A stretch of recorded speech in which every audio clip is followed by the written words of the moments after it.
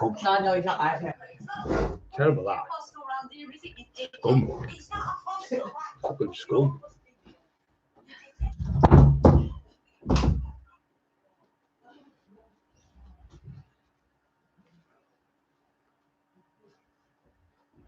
Oh, I know. Little scumbag he is. Oh, nice. Everyone okay? Is it on live? Can anyone hear me? Thumbs up. I don't know if you can hear me. She put it on live. I don't know. I can't tell. Yeah, it's on, I think, now. Oh, my eyes are stinging. There's some letters here. Burning like mad. So the Diddy Doyle last night tried to pretend that Elwood went into a nightclub. He got the wrong fucking nightclub. What a Doyle. He stood there arguing with the bloke. So he's got some sort of, you know, staged to death it was. Staged to fucking death. So when the greatest come on. Oh my God. He's fucking thick as shit. Can't wait to break his fucking neck to get on there. Snap him like a fucking twig I would have him, that little cunt. Little scruffy, smelly bastard. Tramp he is. And fucking bottoms. Every time you see him, he's got them £4.50 bottoms out of fucking Primark on a fucking £3 t-shirt. Calling me names. I've got tops on. Some of the fucking £300 tops. He sat there like a fucking paraffin lamp. Tramp. Good live last night with Paddy, wasn't it? Good fun. Absolutely hilarious. Everyone pissing themselves laughing at the ghost of Paul Sykes living with the fake author. The fucking ghost. The ghost going, Jamie, type it on the typewriter. Tell everyone I'm not a nonce. Tell everyone I'm not a nonce. Fucking laughing like fuck everyone fucking knew, Paddy said. Everyone ranting about he was a fucking wrong in that Paul Sykes all the way through his life. All the way through since he was a kid till he died. A pure fucking wrong. And he's been lying and lying to use all this fucking time. I and Mark had some good conversations last night with Mark. All that shit he's been telling you, and they're the same as Elwood fucking there's scissor fingers, long fish fingers, him fucking like that, talks on the door like that, pretending that he went to the fucking Club M. He was saying, and so it came to Club M. Now what happened? There was, I know all them Dorman, every single one of them. There was a Mal Dorman. So let's explain to you what happens. So we worked at Red Cow as a kid. Then I went to Saltburn when I worked at Fillmore's. And then John Black came along and offered me a job at a place called, it was called the Fiesta Club, which was the Coliseum, became the last club. So we went there. I went there about 1987, I think it was. Eddie Elwood wasn't even about on the doors. There was no Eddie Elwood about in 1987. None whatsoever. There was no one about. He worked in the fucking fish and chip shop down Saltburn, and he worked in a pub, I think it was, an Hartlepool. He wasn't a dog, he didn't have a firm or nothing. He had no one. He didn't know anyone in Middlesbrough. So we went over there with John, and it was fucking rough. It was probably the roughest place. It was rougher than Middlesbrough, Stockton, because there were a big team there called the Wrecking Crew. There was Smite there, Orteg, Largy, fucking hell, what else was there? Gilly, all big lads, all like 6'4", 5, like big farmer type big lads. Smite was 6'6", he's fucking up 20 stone, maybe more. 18 stone Gilly was about. They're all big lads, and they were all on the front line, which was the one where they all went. They were football hooligans. They always carried Stanley knives and stuff. So what they used to do, they used to go in the clubs, and in them days they used to have cigarette machines on the walls. And you go in, and you put like say so much money in the machine, 50 pence and that or whatever, and you'd pay free. So fags were about 50 pence either, but people were desperate for fags, especially when it was late on. And the places would shut the shops, so they'd be in the pubs like 11 o'clock, 12 o'clock, 1 o'clock, wherever it was on. So, and they get the fags off the wall. So they used to come in with the little crowbar, jimmy it off the wall, take the full machine off, and they'd start arguing. So like two girls would start arguing with each other in the corner, and the boyfriends would come to break it up. So it was a rouge. A rouge means it was a con. So they would like say, "We'll stop." So the dog would go upstairs to stop that. By the went upstairs, there'd be the machine on the wall, pull the pinch it. You're talking like hundreds of pounds of the cigarettes on the wall, on these big massive machines there were. Bit like the old DVD, the old VHS machine where you should put the cassettes in. A bit like one of them on the wall, but a bit bigger. And then they had the one-arm bandage. So what they used to do is go behind the one-arm bandage, put a crowbar in, snap the lock, or bolt cut the lock up, and then they'd pull the rail thing. I don't know if they did it properly, but and then they'd have a bag like that, and all the pound coins would go into the bag, and all the 50p pieces and 10p pieces to take maybe 500, 600 pound one of the machines. And then what they used to do, they used to lean over the bar and they'd pinch 5 or 6 crates of beer and they'd fuck off and go to a party. But that's what they've done. Every night they've done at different clubs all over Stockton. And in them days, people, you couldn't, when they had like a club, you could only afford 1 or 2 dollars. They would turn up, like say 4 or 5 would go in, the other 2 or 3 would go in, but then the night would be 15, 20 dollars, 20 lads, big fucking football hooligans in there. And the people were petrified, so there was people walking out, but they were just emptying the place, just fucking taking everything out of the machines and everything. So the doorman didn't dare say fuck all. Sorry, they keep saying that. Yeah, the doorman, didn't dare say now because they would just go around the house and beat them up. They'd put the windows through and back the fuck out of them. So there was about 30, 40 of them when they used to go to the match, but there was about 20 big uns. So about 15 of them could really fight, really top fighters. So we went down there and we got a club called, got changed into the African Queen was the boat we went in. What they call it? Africans it was called. There was about 12 of them all over. There was them in Glasgow, down south. We went to Stockport as well. We had a massive fight there like that another time with the doorman from football hooligans down there from Stockport. We went down there with the managers and the owners of that club. So anyway, we're on the door and we got this it was Coliseum later on with Ernie. So we were on the door there and there was like Blue Wall, really rough place. That's where Bram was from, rough as fuck fighters. And then there was like Roseworth, rough, Ragworth. These are the places Eddie Earl would never dare go to because these would just stab him up or batter him. He wouldn't dare go to them. He went to all the posh ones where it was all big glittering lights and all the police were on the front. There was never any chance of getting beat up. There was never any chance of getting shot. These clubs I was at were like seedy, like clubs where they were like dark and the council estates, most of the lights were broken and things like that. Deliberately by the people on the council estates. So we worked in them type of clubs, really rough lads, and they could fight. And then there was loads of people in the kickboxing. It was quite a few top kickboxers, European champion. Little Vulture was European champion at his weight. Then there was another lad over there, Paul Sexton. He was European champion. He won at the Thornaby Pavilion. He won there. He won the world title. World title he won him. Not sorry. He was world champion. I think about 16.5 stone. So there was loads of people could fight. So we were on the doors, like I said. So we started working at a place called Henry Africa's, and there was me, Cookie, John Black, Benny McDevitt, Gary Russell, Tony Stubbs, Tony Johns, Big Bucko, Tony Bucko, John Watson from Grangestown. Also was there, I think, Gary Russell, I say Gary, Paul Cook, Bob Raw, he came to work with us. Because it was like a lot of us, so we had got these doors. I think it was about 17 of us all in. So we worked on the door. So we got a place called Downtown, which was in the middle of really posh, bit like it was a posh place there. It was like where Eddie Elwood would work type of place.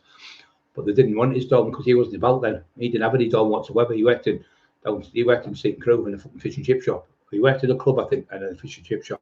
I'm not lying to you about this. I'm telling you the truth. Not disrespecting the lad. He was a brilliant bodybuilder. Don't get me wrong, brilliant. But he was never ever a top fighter. Never ever was he a top fighter. And if he was, you'd go. What was the best fighters in the North East? Well, Viv Graham, Ernie Buick, Big Billy Robinson, Richie Horsley. They'd get mentioned, people like that. Mick Sorby, the Richardson brothers would get mentioned in Natalie Poe, Lee Duffy, Viv Graham, Manny Bergo, really good. Stevie Abaddon, Stewie Watson, they call him. Stewie Watson, fucking fight for fun, Stewie. Well, them are the ones who Paddy are arguing with. They tried to get me to have a fight with Stewie Watson one night. And they said he's been calling, you know, all that shit. And I was in the club. It was the nightclub. And they were stood there and we were stood there. We were nearly fighting. And it was all lies from them again. The same ones, but Paddy's got the trouble with. They tried to get me to have a fight with Stewie. So me and Peter all come in, and I come in. And I was a bit pissed off because they tried to search us on the door. So anyway, I think he said, who's that big lad? He said, that's the lad who I've got the better lead off in the fight. He went, all right. And then he said, who's he? He said, Peter O. So anyway, we ended up shaking hands and everything was all right. But they were trying to go, they were falling up going, yeah, get into them and all that. And we were stood in one room, about 50, 60 doormen. No, not on lads like villains, and I think they had about 20, 30 down with them. And they came down anyway, no trouble started, but they kept phoning up saying, just give them a good ride and all that. They were trying to cause trouble. Then that was with Stewie then. Stewie didn't know that, but he does now. He even tried to get me to have a fight with Stewie. They tried to get me to have a fight with him. 10 grand fight they put up, 20 grand fight. And I went, I've never even heard of it. And it was big Robbie Armstrong company said to me, have you heard about the fight that you're supposed to be having with Viv? I didn't even know who Viv was, to tell you the truth, until I obviously knew a few stories off Leak, you know what I mean? I didn't really know him in the day. I only ever met him in 1988, so this was like before. I never really knew him. So he said, he said, they're on about a fight with Brian. He said, Brian Cockerill. He said, anyway, went through it all. I said, I'm Brian Cockerill. He said, he went, never. You Brian Cockerill? I said, yeah. And anyway, he said, he'd rather shake your hand and be friends like you did with Lee, you know, like that. He said, so I said, yeah. Anyway, we all got forgot about it in the end. But so we put him back on the door in the 80s. So Eddie Elwood, I never heard him have a fight with one single person. No, any of them names there I've just mentioned, not one of them names. Big Billy Robinson, all them, never. Nobody in Hartlepool, Big Dave Garside, never had a fight with nobody, no one like that. No one with a name like that. I'd fight with 2 fights with Dave. He'd never had no fights with no contact. Had to fight with Lee Duffy, had to fight with Dave. I beat Dave Williams from Redcar, never got beat for 12 years. I fought Esther in Gisborne, never got beat for about 15 years. I fought the top fighter in Stockton with his friends, and I won't mention his name, beat him. I beat most of the top fighters in Teesside, attacked most of the top drug dealers. And I've had my name's cemented in fucking concrete with all the people I fought with, and that's why McIntyre come and picked me to do the documentary. And like Paddy said last night, Brian was a total different level than any other fighter. Total different level he was on. Total different level. Total different level. And that's what Paddy was saying. You don't have to. Anyone will tell you what Brian is. Everyone knows what he is. But I'm not being disrespectful. Eddie was a strong man. That was it. He's just a bodybuilder. There's a difference between bodybuilding and fighting. He said. But he was never known. He said, who's he fought? He said, I don't even know one person he fought. And that's Paddy Conroy, top gangster. Knows all the fucking heads. Knows all the people in Newcastle. Knows all the people, all the jails. You go in the jail and people say, there's Tommy Smith. And if you don't know him, they say, oh, he's from fucking Washington. He can fight for him. He's had fucking 60 fights. He's a top mixed martial arts fighter. Or something like say, Bram come along. Bram, he's from Stockton. He's a Stockton Strangler. He's fucking one of the top mixed martial arts persons in the country. Because people know him, because he's done what he's done. So when you ask about Eddie, they go, oh, yeah, he's Mr. Universe, and rightly so. Yeah, he was great, Mr. Universe, whatever he does. But that was his thing, what he did, though. But we spending 50 grand a year to win nothing. And Rich Piano said, you spend 50 grand for a year, or 20, 30, 40 grand a year for steroids and stuff to get ready for shows. I know you come with us a £20 trophy. And I thought to myself, when I did 3 shows, it was all getting fixed. A hell of a lot of it fixing, especially in the northeast. It was known for it. Even Lee Watley told me that. He said all the London lads used to hate coming up here because it was always fixed in the northeast. So what they'd do is like one firm would come in and they'd have a massive protein business, like protein powders to get rid of protein and that. So the people would like buy that. It'd be like saying like Arnold Schwarzenegger buying something. Like saying I fucking knows it, you know already. I drink these and I'm massive because I drink these drinks. So everyone would start buying it because they look at his physique. So that's what they've done. They would somebody say, well, you'll take 50 grand worth of stuff today and I'll guarantee you in the trophy today, because these are the 2 judges who own the protein company. That went on in the northeast for years and years. It was well known in the northeast. And he told me as well, Bill Boyd, he said, oh, loads of it goes on fixing. He said, it's all about money, Brian. And it was him who told me. Bill was a good bloke. He knew he was really good judge and things. So when we worked at like I said, Stockton, and then the big team would come in, have a go, because you're outside dormant. But we worked there for a few months. Then I went down the town. We started getting other clubs. We got, Eddie, you didn't have nothing. You didn't have a single thing when not disrespecting you. You didn't dare go into that area and take over that area. You didn't have the balls to do it, and you didn't have the men to do it. I went in and did it with John Black. We took that whole area over. We did Billingham, went over the doors in Billingham. And then he got them second. You're always second to Brian, aren't you? That's why you hate me, because you fucking can't stand. Mr. Cock was always named at the top of the tree and you're not there. Because you're not there because you hadn't bodybuilding. You know you're a better bodybuilder, you were a better fighter. Because if you were, you'd have got another go. You didn't have a go. Even when you knocked your brother out, you did not about it. Even your best dog, when your best dog got stabbed off speed, you did not about it. You're just full of shit. So like last night, Doyle, the little snake, he sneaked in you. I'm telling you now, Elwood, in a year's time, you're going to come back and think, well, fucking hell, he's fucking driving me around the bend. He'll drive you insanity. He'll rob you. If you want fighting, he's been put up. Eddie wants to fight you tomorrow. Eddie's going to. He's already been put up last week. Eddie beat you in a fight. You were screaming. Your arm was getting broken. He was beating you. Is that what you're letting him say, Eddie? You let him do that? Is that just to bull you up, Eddie? Letting him Boyle put all the shit up about you supposed to have a fight with me. You never had a fight with me. You only ever met me. You said you never met me, but you did. You met me in the mall. And I met you in the mall. That's how much fucking Dumbledore you are. And you were only about 5'10", maybe, I think, something like that. And you come up to me. Big Rob Deneath, he was miles bigger than you as well. He didn't like Rob Deneath because he was fucking huge, Robert. He was about 6'4", Robert, and he was about 22 stone. He looked massive compared to him. And he was down here. Rob Deneath, he was up here, massive. So the people, he's gone in last night in Boyle, he's went there. And he's talking, this man was supposed to be the manager of the club. Now he said to him, so when Duffy come in the M Club, the M Club, right? He keeps going about the M Club. So when he come in the M Club, he said, so the M Club like is the Kirk. He went, no. He said, well, it's still in the same building, isn't it? I went, no. Yeah, but it's close, isn't it? He didn't have a fucking clue. He didn't have a clue. He made a fucking big mistake. He thought the M Club was connected to the Kirk. That's how much you fucking know, Doyle. You fucking balloon. You look like an idiot last night. Yeah, but the M Club is the same as the Kirk. And he went, no, it's a different club altogether. You just look like a fucking clown. They probably took it down now. You just look like a fucking clown. You were trying to get the manager of the club to say the M Club. The M Club was a total different club. There was the Mall.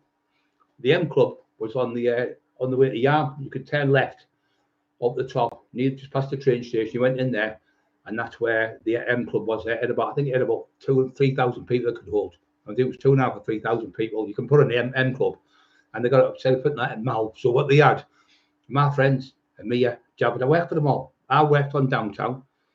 Me, Bob, Roy, and Cookie. And if there was trouble, we'd run down to the Mall and fight with. We fought with Wrecking Crew. That's what they were called, and they'd back us up. But there wasn't that much trouble there because it was where Eddie would work with all the lights. But when I went back, we went to another place called Spennymoor. I'll tell you about it, was fucking rough. No one would dare work there. We the only ones who went.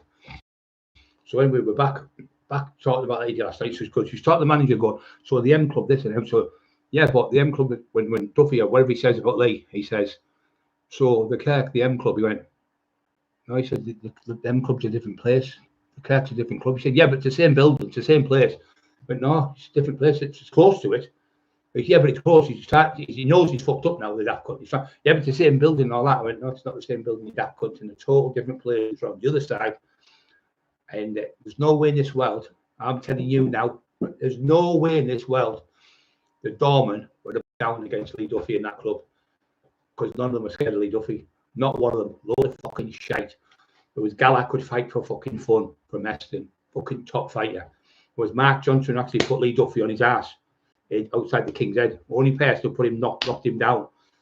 I was just wrestling down the floor. I never put him down with a punch. I put him down when I grabbed him, pulled him down. But Duffy got put down by Mark Johnson, sparked him on the floor. He's knocked out about 3, 4, 5, 6 minutes. King's Head. You don't know these stories because you went there, balloon, and trying to pretend the Mal. It's like saying, oh, W.H. Smith, yeah. Yeah, W.H. Smith, yeah. But it's the Co-op, isn't it? It's the same club, the Co-op, as the W.H. Smith. That's what he's trying to say. As if two totally different. It was right around the corner from where it was. So there used to a lot of people used to go there on Sunday. I used to go in. Guess who used to be the main doorman? My best friend in the world. Kevin Kilty. I'll get Kevin on here. He'll fucking blow the socks off that cunt, Elwood. And Kev Scott were the main doorman. They run the club. So when Lee was about, the Mal doorman stood up to Lee. They were the only ones who wouldn't let him in. And the other one was called the Bongo. The Mal would not let him in the club. The same doorman at the Mal, right, wouldn't let him in at the other club. Lee came to the door one night. To the door, there was only a few lads on the mall. Mark and all them went there, and he went in. But there was only 2 doormen on that night. It was a quiet night, and he threatened the doorman in there. They couldn't get him out. But when later on, when Mark and all them come, he never went in. When Mark Johnson was there, and Ali and all them, because he knew they'd have a go with him. So Lee was with Craig out that night. He's copying the story where I told him when he went in the mall, and he's thinking the M Club is the mall, and the M Club was the other fucking club, the Kirk, and the Kirk. But he hasn't got a clue what he's talking about. So what happened is, on the door there was Gala, there was Nelly, there was Ginger, there was Kev Scott, there was Kev Kilty. Because he had 2 doors, he had the Kirk and the other door, so he had both, so they were amalgamating between the doors. So there was Mark Johnson, Ali Johnson. Adish could fight for fun. I'll get Adish on the fucking show. Adish lives not far from me. Adish worked the door. Rob Denethy worked the door. He's 6'4", 6'3", 6'4", but big 22 or 22 stone lad. Mark the bailiff. Mark, we call him that because he does the bailiff. He worked that door with him. And Kev Kilty, like I say. And little John met. John Met had 60-yard fights. Middleweight, really good top boxer, John Met. He worked the door there. He never was ever in that club, Eddie Elwood. He never went out of that club. He never went into there to put Lee Duffy out. It's fucking bullshit. And if he did go down, he's gone, Lee's gone. So all that shite that was saying that 2, 3, 4 weeks ago, he went, oh, he went down and he grabbed him out, put him out of the club, and changing the stories now. So now it's not the fucking it's not the Kirk now. Now it's the M Club. Then he fucked it. And yeah, but the M Club is the same building, isn't it, as the Kirk? He went, no, it's close, but it's around the corner. Total clown you looked last night. You couldn't even get the right club. You thought the M Club was the fucking Kirk. Amalgamated as one. You're a divvy. That's how much you are. A clank. A pure crank. And this is what he'll do, Eddie. Every time he'll fuck you up by all the lies he tells. He tries to make something like from 1 to 60 in 2 seconds. He lies about everything he does. Everything he does is a lie. Compulsive liar. He puts in, like, I'll tell him a story about Lee Duffy having the fight with 4 doormen. He'll put 14 doormen. So one night he was on live, and there was it was on there. And he was talking about Lee Duffy being in Blackpool. Now Lee was in Blackpool, he said, and he was in a club called Cloud. So somebody come on, he said there was 33 doormen on that night, and he was fighting 33 doormen. I went, fuck off. Why would you need 33 doormen on a Sunday night? Nobody goes out on a Sunday, especially Blackpool, it's dead. And Lee's knocked 33 doormen out. Fucking pure cuckoo shit. And as he's fighting the 33 doormen, he looks down and sees 200 extra. He puts his hand down. He says, he was that quick. He's seen you. He was that fast. He grabbed the ecstasy and run out of the club. And as he's running out of the club, he's punched the lad at the door and knocked him out. Ran out of there, went to a kebab shop and grabbed the kebab off a bloke, jumped into a taxi and then went to Sheffield for the night. So this man come on. He said, listen, you want to do your due diligence. I've lived in this place, Preston, obviously next to it. And Blackpool, I've owned 3 or 4, I think he said 3 or 4 nightclubs he owned. And I've worked at about 6 clubs. I've been the manager of 6, 7 clubs. There's never been a nightclub called Cloud in Blackpool. So all that shit you've just made up is just all bullshit lies again. Compulsive lie you are. There's never been a nightclub called Cloud in Blackpool. That's him, Walter fucking Mitty. Compulsive lie. You just can't stop making lies up. So he's talking to the man last night going, so yeah, the Mal, the M Club, and the M Club and M Club, the lads went, the M Club isn't the Kirk. Yeah, but it's the same building. He knew he'd fucked up. But he tried to amalgamate it in 2 clubs into one. He went, no. He said the M Club's around the corner. And I laughed. We laughed. Our fucking heads off with them. I thought, you fucking bellender. Boil the bellender. And Eddie sat there and that Eddie going, liking all the shit. He's just getting you look like a clown at it. And when he came on, Paddy went, I've never heard of video of a fight. I know he's a strong man, he'd run the doors and stuff. But I've never met anyone, not anyone with a name, not a single soul. And that's me telling the gods on my brother's fucking grave and my dad's grave. When he got buried at Christmas, just after Christmas, he never had a fight with anyone. So we got the doors and we worked on the rough clause, but we had one posh one was next to the mall, which is downtown, and then we had another one called Chaplin's. That was a fucking nightmare. That was on Boutsfield where the Travellers. You didn't like the Travellers, did you, Eddie? Every time they come, you used to fucking shit yourself. Straight on the phone to the police. You fucking shit yourself when the Travellers come for you. And your best mate got knocked out with them. Lee knocked him out with 1 punch. 4:30 minutes he was knocked out, and that was your best mate. You looked a fucking clown. Everyone's laughing at you in the town. Everyone's laughing at you, and then you had to fight with your mate. I think I'm having him coming on, actually. The one who was like a son to you. and you were shagging his fucking missus, his wife, the one you had treated like a son, and you shagged his missus, didn't you? Yeah, we know starts with a B, doesn't it? We know that. We know that name now. We know what he is. That's the type of man you are, Slink. And then when I fucking your name got put in my book by accident. It was just a fucking misprint. Went, if you don't get, he didn't even phone me, Eddie. You didn't even have the balls to phone me. You're a fucking idiot. You come on Brian Flaherty to phone me. He said, look, he said, oh, I said, it's a misprint. I said, I'm just trying to detect, show people what type of big lad he was, trying to give him, bull him up. You've got it wrong, Eddie. Brian's just saying, it was like, say, Mr. T, this lad was massive. He had gold on, he was like Mr. T, or this lad was like 17 stone. People, how can you get the weight? So, well, I can look at someone and say, you're about 12 stone. I've been doing this since 47 years. I've been training. So I can look at someone and think, like boxers, boxer with the middleweight, and say, he's about 12-10, I think, maybe 12-13, something like that. And the other one says he's about 10 stone 4. You can just look at someone when you've been training for years. You just look at, like when somebody's lifting a weight outside or whatever, you can tell what it is by the way they're struggling with the weight. Don't forget to push the like buttons, guys. Amazing last night. I think we've got about 5,000 views already with the one video last night. But that daft cunt tumbleweed and his fucking divvy wife. I'll be sniffing when you're quiffing. Daddy Donna, daddy. Round the castle, Dave Courtney. My God, these people, what they'll do out for a line of coke. Unbelievable. So getting back to the club, so we worked on the door. So we were starting to get like more rougher clubs. So we were working in Henry Africa's. It was a nice place. It was posh inside, but it was a lot of rough area. Top fighters could fight. Smiting all them Speedy, Knife Merchants, Garby, Portrack, all them were fucking rough people who lived on that estate. Roseworth, the rough estate. I lived right next to there. Here's another point. I was best friends with Kev Kilty. I was best friends with Michael Flanagan. Michael Flanagan will come and tell you load of shit. Sean Flanagan will tell you load of shit. And I used to look after Michael's kids. He had 3 little kids who took after them when I was there working, or when I was having nights off. I'd say I look after the kids while you go to work because you work the doors. And got on with him really well. And it was Kevin's relation, and his nephew, Sean Flanagan. Sean, no, not Sean. It can't his fucking name. And we went to the football play Aston Villa, and he played for Aston Villa for the night, and he scored a goal.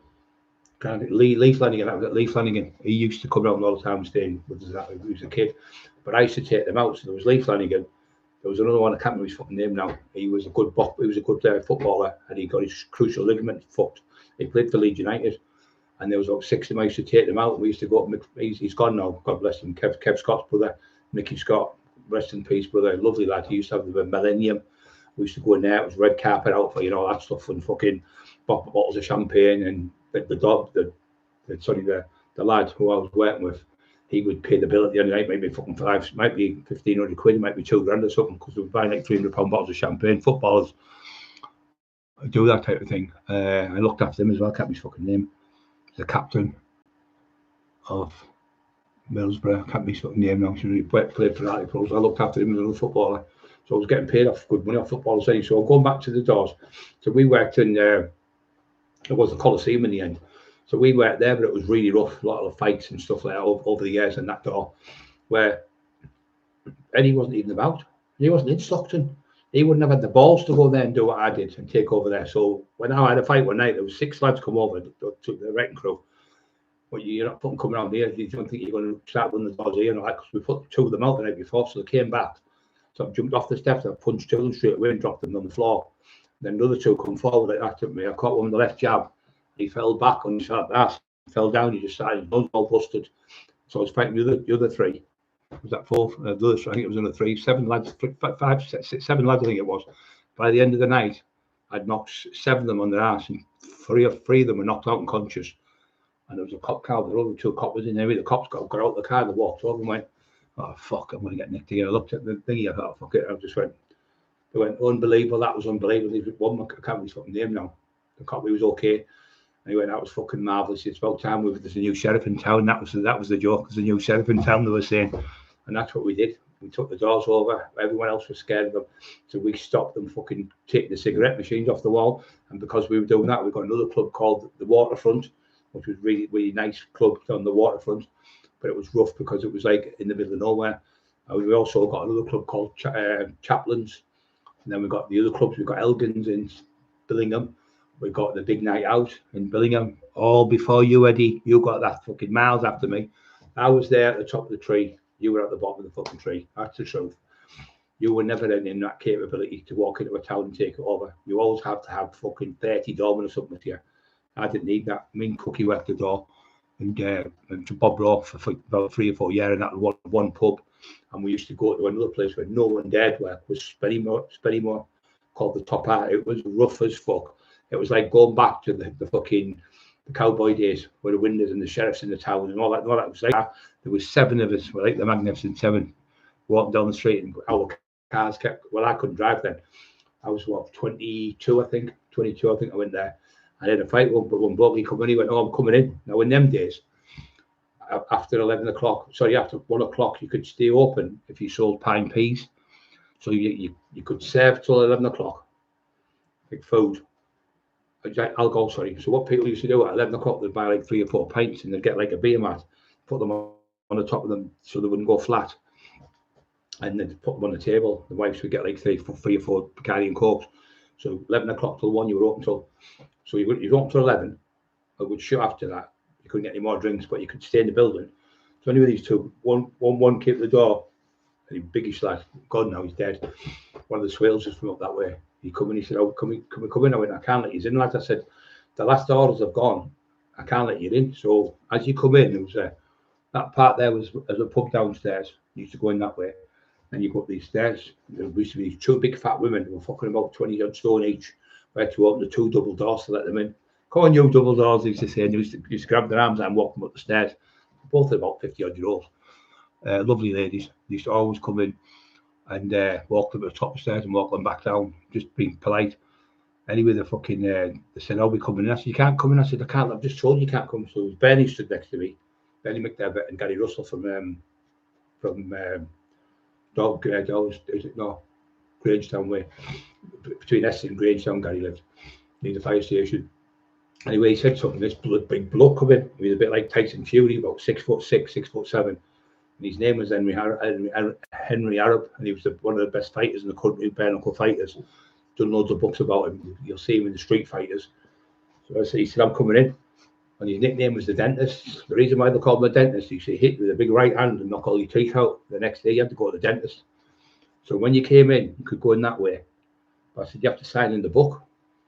And like that. So people would come in and sign the book and put the name in. But I said, "You can't get in, mate." I said, "You can't get in." He just looked down to get the pen. I went, "You can't use that. Put that down." So he's turned around at me. I knew I went bang, hit with the right hand and fucking in the left. I left hook to the body, and he came forward and he just hit the floor, conscious. And the other one jumped in. I went to his ribs, broke his ribs, and he fell down these steps. So the next time they got out of the club, they fucked off. It was all over the area. The young lad just had a fight with the dentist and knocked him out. Fucking broke his jaw, smashed his jaw to pieces. Everyone's talking about it in that area. So we went up there. It was really rough. And I worked in the Cricketers in Stockton. Was rough. The Portrait Club was rough. I worked at another one where no one would work. Was a place called Thornaby, and it was called the Queen Vic. I think it was the Queen Vic. I worked in there anyway. I think it was the Queen Vic, and no one would go in. It was just all travellers went in, and I'd go in. There'd be like 50, 60 travellers in there. They were always all right with me because I knew all the lads from Bousfield Lane. I was like family. When they see me, the main ones do the older ones. "Hiya, son, you all right?" The mum will give me a call. "Hiya, mum," I call her. "Hiya, daddy," even though he's not my dad. They like treat me like that because I've known him since I was like a young lad. And I had all them doors. Eddie wasn't even around. That's not me being disrespectful. That's me being a better fighter and getting the dog before him because I was the top fighter. So in them days, like Paddy said, you had to have reputation to be on the door. Eddie never had a reputation. Eddie was good at bodybuilding. He was in and out of the shows all the time. He was never on the cobbles fighting people every day of the week. He was never in all the nightclubs fighting, fist fights, and in bar fights. He never went to jail. I mean, now you went to the door. He's 38, you never went to jail. Like Paddy said, it's in their job They're known them, the Elwoods, for making statements. They're known for getting people locked up. They're known for phoning the police, and they have to do it. If they don't do it, they get the sack, because it's part of the curriculum now.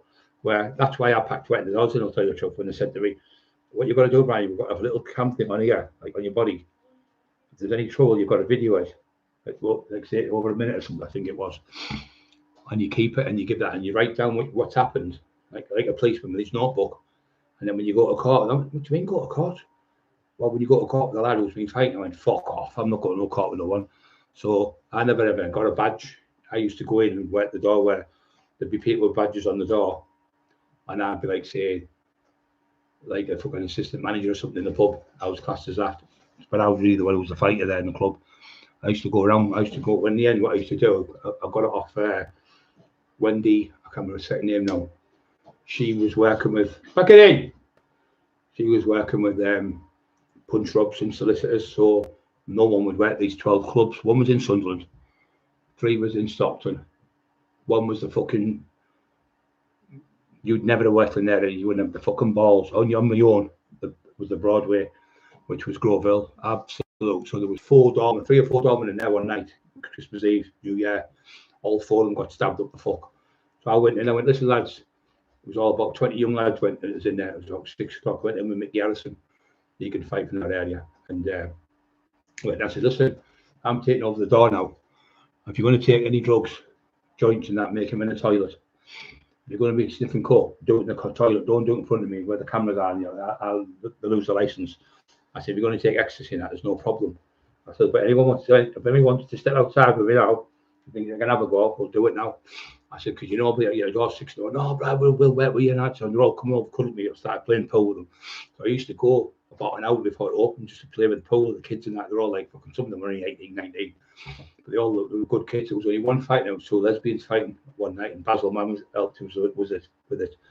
And that club only had about 20 kids going in. At the end of it, there was 300 people going in on a Saturday and a Sunday night. It was chock-a-block, and everyone was dead happy. Then I ended up getting the shops. Like, I got all the shops as well. I got like all the Durham Road. I got all the security and scrap yards. I had all the fucking fish shops and chip shops and all over, like, say, Groveville and places like that, where normal people wouldn't dare work because the Grovillian people were just fucking smashing to pieces. Like Bam Bam, BJ and all them. Like, they're all top left fighters on there. Steve Mack and all them and fucking Steve Shannon. They wouldn't let you in there unless you had respect. So you had to have, like Paddy said, you had to gain your respect. You had to have your respect before you could go them places. I was in there, Brian Crawford, we're going to have to behave here. And I worked in as well. Bobby used to take me in, I used to get 30 quid a night off each door. Right, I was only in 10 minutes each club, and I did 12 clubs on the Friday. And I think I did 11 clubs on the Saturday. And I did 8 clubs on the Sunday, I think it was. So it was like Friday, Saturday, Sunday, I worked the door. Really, really good money I got. I used to have to go to the but I used to have to go to they had one in they had one in Sunderland. And then I was safe there because then all these doormen could come down and there'd be like 15, 20 doormen of any view, all big fucking lads looking after us. So we used to look after there because there was no trouble. It was one of them places that was just like, you see them old 1970s pubs where they all drink in the pub and they're all fucking in each other with bar stools and all. It was like that. But I looked after them in there. But all these fucking shit, I've never done this, I've never done that, that daft cunt, that daft Doyle, the fucking Doyle. Daft cunt's trying to say the blow. So the Club M. So when he went to the Club M, he said, the Club M isn't the Kirk. He went, yeah, but it's the same building. He knew he'd fucked up. It's the same building. He said, no, it's not. Yeah, but it's close to it. He said, yeah, it's close, but it's on the corner. It's about 6, 7, 8 minute, 10-minute walk. Nowhere fucking near it. Nowhere near it. Absolute divvy. So Tesco's, yeah, Tesco's. So, yeah, but the same as Tesco's as they're in it. You try and put words in people's mouths, you daft little cunt. You made a fucking fool of yourself. So any card had been in there because there was no one there, and the manager didn't even know the name of the doorman. He couldn't even remember the name of the doorman. The manager, whoever he was. It was all staged. But you were that thick. You didn't do your due diligence. You thought the M Club was part of the fucking Kirk. You fucking balloon. You look like a divvy again. Everyone's laughing at you, you stupid cunt. The ghost of Paul Sykes. Ooh. That's what Paddy said. He said, I knew he was cuckoo. But he's talking about ghosts. I'm going to use that in the court case against the daft cunt. I'm going to have him psychologically evaluated. He's mentally deranged. I'm going to make sure that cunt gets sectioned. He's a mental patient. We mental patients, right, or mentally disturbed. They don't know they're mentally disturbed because they're mental. But other people can see right around them. You can see the narcissism. You can see the bullshit. It's always the same MO with them, all the same shit. I'm going to be there. It's me. And I've done this and I've done that. And I'm this and I'm that. It's never about, with Lee Wortley and I worked with Steve Richards, proper authors. They would never talk about themselves. They would talk about the subject. They would say this and they would say that. And they would say that. So it's nothing to do with me. I've done my work. The subject is Brian Cockerill. Here you go. When Gary Fairby did one, he was going, Gary Fairby must have answered 3 questions out of 30. He's putting in. When you do the same, Eddie, when you go on, he'll do the same with you when he gets you on the podcast. He'll get you on the same shit when you're getting Weavers. Sean Atwood, James, don't get James English. Sean Atwood, what's the one? Humphreys. You get on Humphreys and them. I'm free. They're all the same. Ginger beers. I'm free. All lip-wristed cunts. All weirdos. And we've got the video footage coming in the next few days where you're sniffing down London and where the Crays were christened lines of coke. Not made up, sniffing in the church where the Crays got christened lines of coke. And there are about another 20 other places you've got your bank to right. So lads been videoing you all over you, daft cunt. What are you going to do? Go to court. So the videos are up. You've seen the videos where he's grassed me. I put them up the other night. They said, as long as I don't put his name up, I can't get in trouble. And I spoke to my solicitor and they went, we'll just keep me for the second name out. And I can't do it. It could be Jamie Oliver, couldn't it? Could be Jamie Reeves. It could be Jamie fucking, I don't know. Jamie the Violent Man. So, Miss Fatty, Shirley Fat Pants, Shirley Fat fucking Pie Shop. Get up, Pie Shop. Official topic talk. Are you okay, mate? Welcome to the show. And he's got, if you look at his show, you go in his, he's got, when he's talking about me in the day, if you look at official topic talk on here, this lad here, you'll see him. He's got a green top on, Jamie Doyle. Brian Cockerill in his day, doesn't mention you, Eddie. Brian Cockerill in his day was the biggest name ever in Teesside. Where was Eddie then when you were talking? Brian Cockerill was the biggest gangster ever in Teesside. Brian Cockerill was bigger than anyone, and the police really wanted him. I've seen 7 different statements where he's been up for murders and kidnappings and shootings. But Brian Cockerill would never hurt an innocent people, or kids or anything. So why are you saying different now? Because I found you out and I took you to court in a civil case and won the civil case. And I've exposed your company, everyone knows you're a fake. And I've also exposed you. I've said, listen, I will give you £1,000. If I give you a piece of paper, I'll get somebody to come to your house, give it to you, and you type out and pretend you type out on your typewriter the words I tell you to say, and I'll give you £1,000. £1,000 cash, right? You know why he won't do it? Because he can't fucking type. He's never typed in his life. He's a fucking bullshitter. Eddie, ask him to type your name out, your name and address, and a few words. Eddie Elwood's a bodybuilder. He lived in blah, blah, blah, blah. You tell him to do a few words, he can't type. He's never typed in his life. He can pipe, but he can't type. Nathan 14 watched the video on the Nokia 310. I've never seen that, Nathan. Video. Watch this video on Nokia 31010. I don't know that one, Nathan. Yeah, so that one with there. Humphreys. I haven't seen that one there with Humphreys, no. Off his dish, I haven't. He'd be shiting himself him. He's a proper shit house, him. Oh, the shit house. He's another one like Elwood. Worked the door 20 odd years, never had a fight. Well, we're in the same toilet as Eddie. And he used to send the doorman in, and then when it was all safe, he'd come on. What was going on? Just having a protein drink. You never had a fight. And you had the police there. You were fucking. You and Boyle have got 999 dialed on your fucking phone. Speed dial on the phone, both of you. You're known for doing it. Look at poor Liam. Liam offered you out for a straightener, just a straightener, 1-to-1, 21-year-old kid. You wouldn't come out, Eddie. You hid behind the door, and then you phoned the fucking armed response. They came and locked him up. You're a coward. You're a fucking coward. You're a custody coward. Every time people put it in your toes, your ass goes, and that's why you've never had a fight. Name us one person you've had a fight with. That's what Paddy's saying. That's what I'm saying. That's what everyone's saying. Name us one person you've had a fight with. I battered your brother. You did nothing about it. You're nothing. I got your other job and stabbed up the fuck. Did nothing about it. I got your fucking. I went back in your nightclub I chased his brother out of the club for 12. Your own brother turned around and said, no, they don't call me Carl Elwood. They call me Timmy. I'm from Billingham. Denied his own fucking name. Mark Davison was there. Happy was there. All the lads from Hartlepool were there. He couldn't fight. He ran like fuck out the club, and 12 Dorman ran with him. They went first. And then he went, the 12 Dorman went. They seen Brian Cockerill.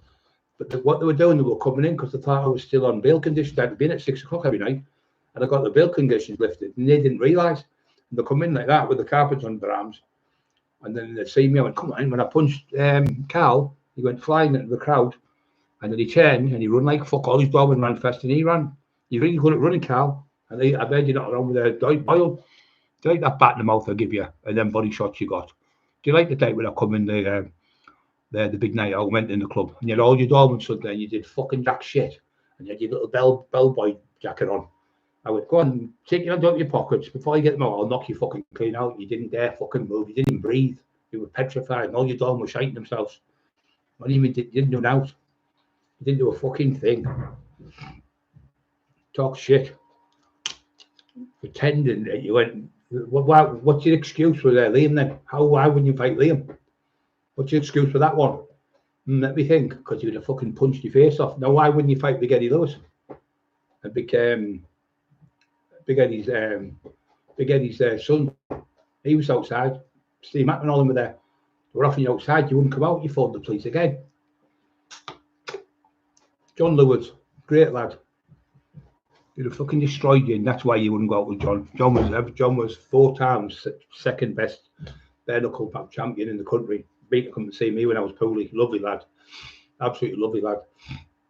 All these people have offered him out. He didn't want to do it. And I'm telling you now, Lee Duffy would not have went in that club. He wouldn't have went in there anyway. So it's all shite. So the M Club, they went the Kirk, and when he came in, he said, "No, the M Club isn't the Kirk, Jamie." Yeah, but it's the same building. He went, no, it isn't. He said, it's round the corner. It's close to it. You just look like a fucking fool. Boylewood. So what is he called? Boylewood. Boylewood, we'll call you. Boylewood. Is that the new company? Boylewood. Bullshit wood. Bullshit wood. You just look at Divvy now.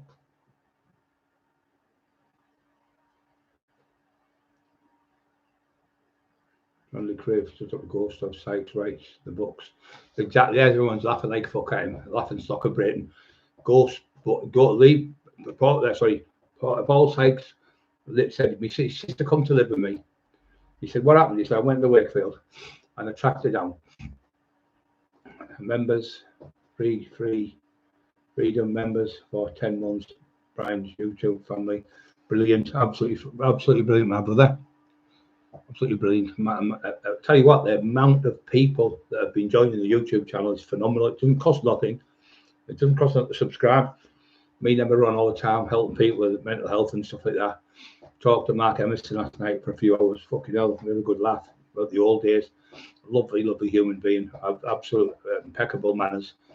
And great to have a friend like that. Like the Freedom Official Topic Talk. All these people, Rich Steve 78, all beautiful people. But these fucking idiots, we were talking about last night, he said the same. He said, never heard of him ever fight with anyone, Brian. Never ever heard. He said, but we all know Brian Cockerill. Every fucking knows you. The Jedi, he's a good lad. Jedi, I think that's Ernie Buick's relation, Jedi. Tricky is a muppet. Yeah. Try to pretend he offered Ernie Buick out. Fuck off. Ernie Buick went to sort some trouble out. Because he knows, he said, I'll go because I know you'll start fighting with him. Because I just lose my temper straight away and I start fucking punching people in them days. So he said, I'll go and sort. He said, tell them what's going on and that. And then we went over, spoke to them, and he was talking. He said they were dead nice to him. And that. He said, the next minute we went there. His dad said, I think you should listen to Brian. I think you should listen to Ernie, the old school. He said, putting guns in people's cars and knives and and what you call it, putting stuff in people's cars. He said, that doesn't sound good. He said, I think you need to take a step back and get away from these Jimmy and Gary Robb. And his dad was right. Eddie Elwood's dad, God bless him, he was right. He said, what that man said, he's going to get you in trouble. And the club actually got raided, but not with any selling drugs. 200 police officers, and 20 of them were undercover police officers, CID in there. They've been in there for all that time. They were after me. But when I got remanded, they kept in there. And they used the microphones and everything. They had cameras, little pinhole cameras and that. So they used it because they were selling Jimmy and Gary Rupp stuff, and they also got them done for taking the money on the door. They were taking, say, £15 a night. 2,000 people was like fucking £30,000 on the door. So he got caught. They went in, they caught one of them.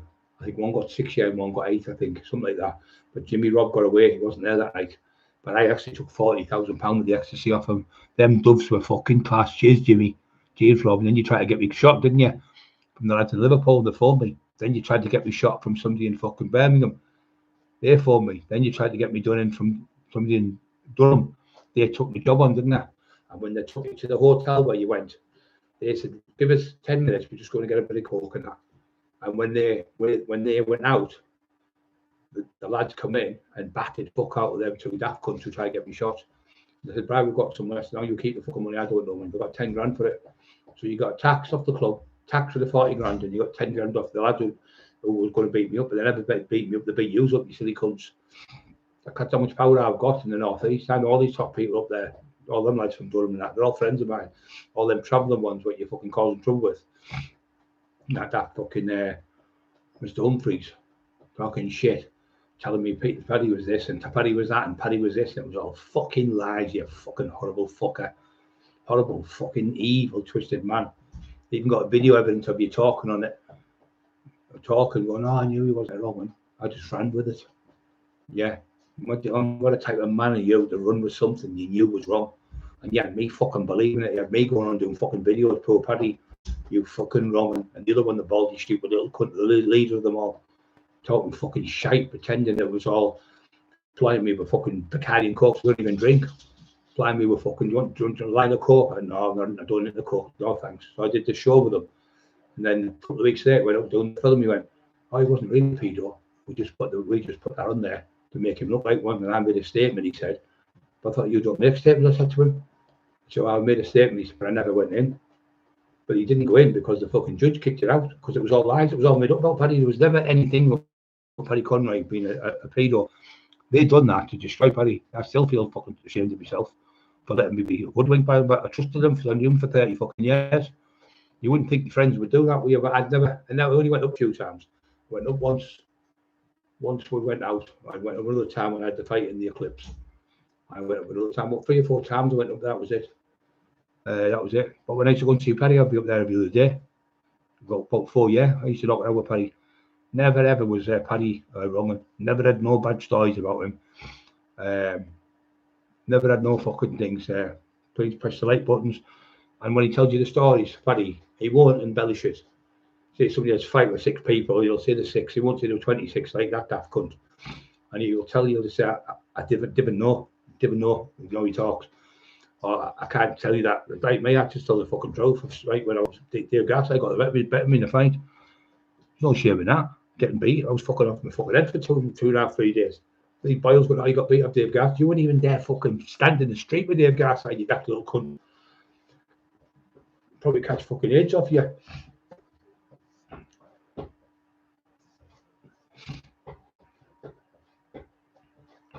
Weirdo. Creepy. Old Lucas AIDS. You'd be giving bottles of Lucas AIDS. Right, Jill, you okay? Hit the like buttons. There's another one who's she's found out all the stuff and she's been listening to them, and now they've all now coming together as one unit, and they're all standing by Mr. and Mrs. Cockerill now, because we've never told no fucking lies. The thing that I was putting on, I thought was true about Paddy. I asked him, will you stop going about that? It's forgot about. But it still fucking does me head in, you know, and you think, oh, well, that fucking poor man, he lost his wife and his fucking son and everything, his family. The whole family turned on Paddy because they thought it was true. Fucking sick bastards. Absolute sick. And they were saying that he was having sex with fucking, his wife was having sex with somebody else. She never even met this person. That's what they're doing with Emma. Emma's had sex with this one, and that Irish Willie, he's just a fucking smackhead fucking prick. Just a pure junkie bum, sat there fucking smoking pipes in front of his kids. He's got a NASBO, he can't go near his fucking kids unless his girlfriend's in the same house as him. He has to sit in his mum's set. He then got the house. These are wrong with him. That's why he has to sit in his own mother's house. What fucking lad at 27, 28, 29, whatever he is, sits in the house all day and all night on lives. And when it's payday on the Wednesday for his disability day, goes and gets his money and blows it all in the brown sauce, because that's what they are, brown heads together. So all that time they've all been gathering stuff against me and Emma, find them what we've like tell them things what we've done and stuff in our past and that, and then try to use it against us. But then saying, oh, Emma bought some carpet things to stop Dave Garside's son. No, she's never met Dave Garside's son. I've only seen Dave Garside's sons twice. So saying that he got these carpet things to stop them getting carpet bends on the carpet. I've lived in this house 30 years. I've had 3 floors in here, and they're always wood. I've got allergies, as you know, terrible allergies for the dust. So I have no carpets in the house, only upstairs, and they're washed like twice a week. And my bedroom's washed twice a week because my eyes are terrible with dust mites. And I've got silver now, my eyes are killing me. So there's no carpets in here, John, you fucking balloon. You just talk shit, you little dwarf. Fucking Ronnie Corbett, little Ronnie Corbett. Fucking watch out, Beatles about, you better watch out. Fucking Humble's about. Divvy, you're a divvy, John. You're a clown, you're a crank. You're an ass licker. That 10 grand you give them, silly cunt. The 10 grand you give them, you won't get that back. They've taxed you, silly cunt. You'll never get it back. You've got your own mum to sell your house when you're on the run into Asia. You hid out the way. The travellers are after me. Fucking shit house. Hide out the way, you fucking coward. No fucking balls. A real nightmare. I am balls just vile. He is a vile cunt. He is a fucking disgusting. It's not even a human being. Borough, you okay? Yeah, that's it. He's done about the injection to put them down. That inject the cunt. Inject them with the poison.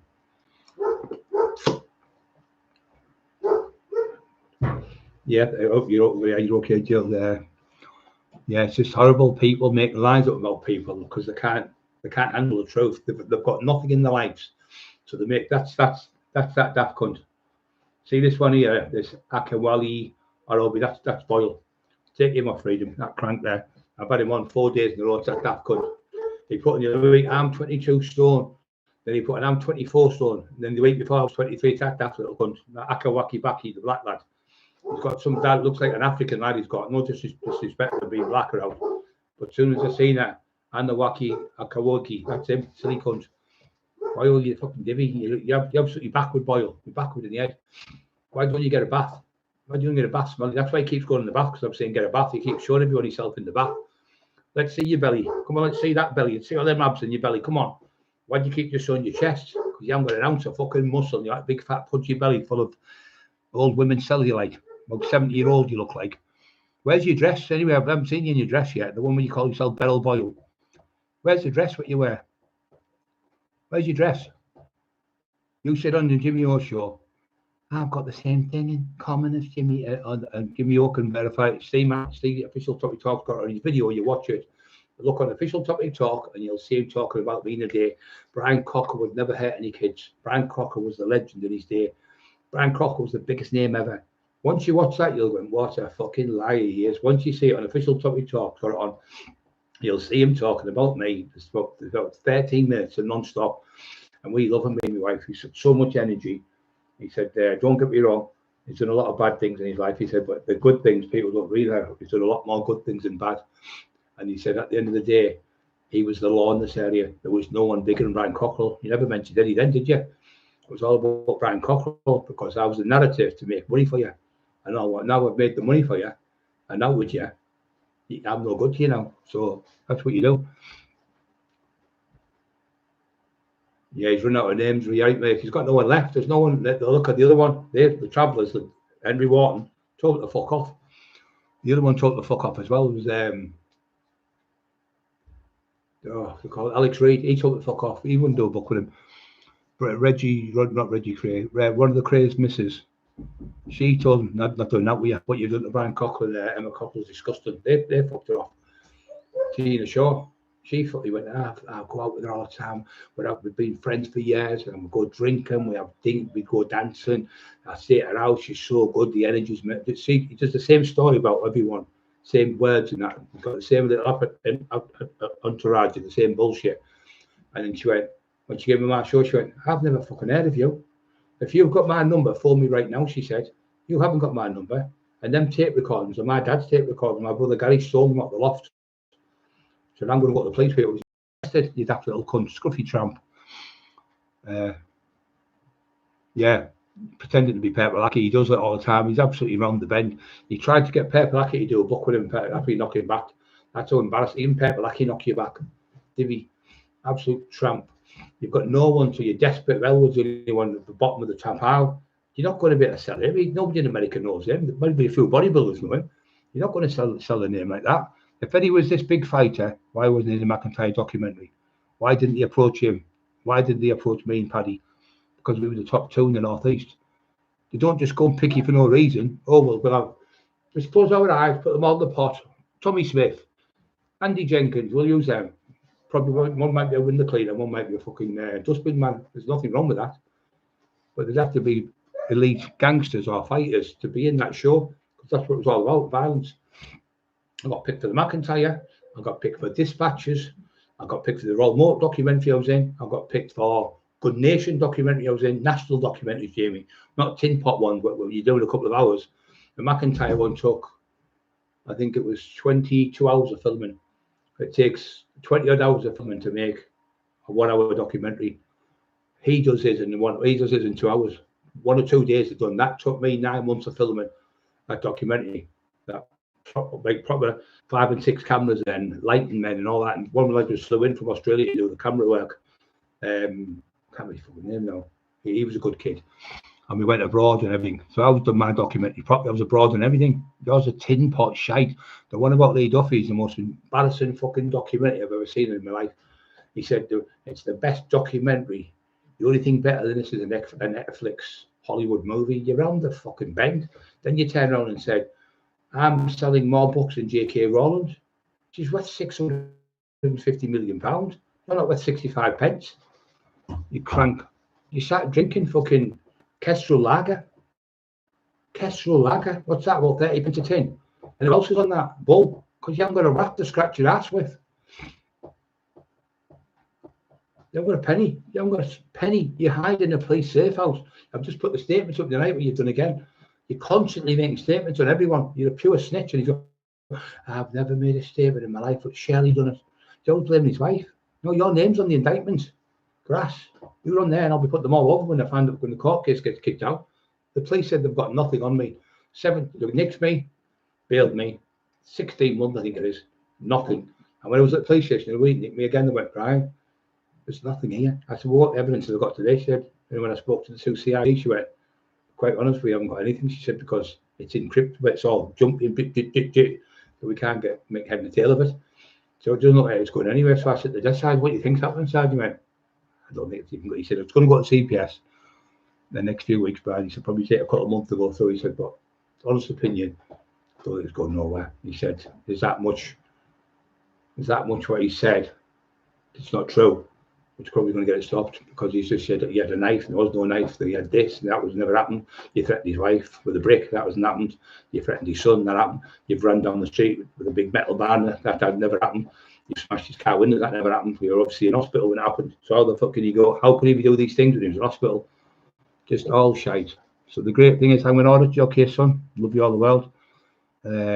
All the shit he's told the cops, when they look at, when you go in court, and it's like, I tell you what it's a bit like. It's like these daft cunts with Decker Higgy. They'll call him, say he's done, just for instance, just say he's done 2 rapes. Just means hypothetically, or Tommy Smith will say, Tommy Smith's done 2 rapes. Well, that's enough, you've got him. Well, why would you say he's done something else and he hasn't done it? Because when they find out he hasn't done that one, and he hasn't done that one, and he hasn't done that one, and he hasn't done that one, the real 2 rapes could get kicked out and admissible, because they say, wait a minute, he's already been found not guilty out of the 6 here. So they put doubt in the jury's mind, so they kick it out. These daft cunts should leave it to the authorities, let them fucking do the jobs, not these ones. And the ones who keep coming around and saying he's a paedophile, 9 times out of 10, it's their own stuff they've got in them. They do it so they can deflect it onto somebody else. That's what they do. He's a paedophile. Well, if I have all these things, where's the proof in the newspapers? Now, I was one of the biggest gangsters in the country. As you know, I'm not made it up. That's why I was on. And also I was done by Bernard O'Mahony, who did the Essex Boys. They wanted me in the documentary. It was Good Nation. I was in that as well. Sorry. And then the other one was Bernard O'Mahony's Faces of the Underworld. and I'm getting out of a Range Rover talking to him in I think it was Spennymoor, yeah. No, I can't remember the name of the place now. It's where they have I can't remember the fucking place now. Ferry Hill or something. Ferry Hill, I think. Something like that. Ferry Bridge or Ferry Hill, yeah. Ferry Hill, I think it was, where they have the Boland's, I think it's called, like a butcher's up there. And I was talking with him, and he was the Essex boys. And I get out the Jeep, and Boyle's going, it's not even a real Jeep, look as if it'd go down that far. No, that was the weight. I mean, he said, fucking hell, he said to me, you must weigh some weight, Brian, because when I get out the Jeep, you can see the Jeep jumping back up. You know, that's a Range Rover. But proved how big I was, now how much size I was.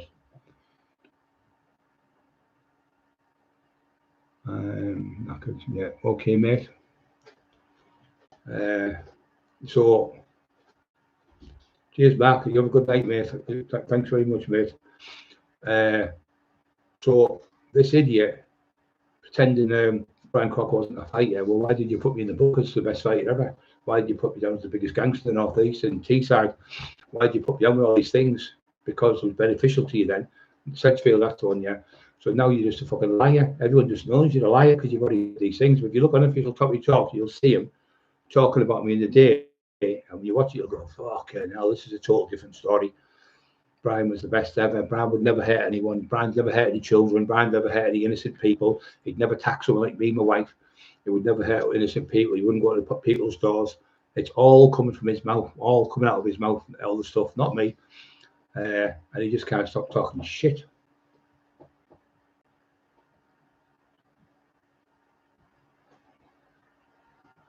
He just talks shit all the way, all the time, just shit coming out of his mouth. All that shit about fucking, now he's pinned up that humble fucking tumble. What a fucking crank. Him and his missus. I mean, look at the stuff about the kids with him. Paddy said he's the worst pest on the internet for being arrested and interviewed for sexual things to certain people. And he's calling other people names like Takahigi. Cheeky fucking bastard. Cheeky bastard. Just looks like a divvy, don't you? Tumbleweed. Bumble. And you've got that silly cunt Boyle in the mixed shits there now, the big shits there. You'll see in the future that cunt. Something's going to happen to him really bad. Someone will just turn on him in the street. Someone will plough him down or chop him up, or fucking he'll get done in that cunt. It's not me asking to do it, but there's that many people now. All the ones up the north and that, all over that way, he's been opening that big mouth and shouting his mouth off. They don't give a fuck, them lads up that way. All the lads from the Durham way and all that, they don't give a fuck. You've opened the fucking can of worms now, as Eddie Elwood would say. You've opened the can of worms. You fucked yourself up now. You've got that many people. And when the police, whatever happens to you, could be Tom, Dick, and Harry. If you've got any enemies, they go, fucking, you've got any enemies? Fucking hell, right across the country, right across the world. You're the most hated man on the fucking internet.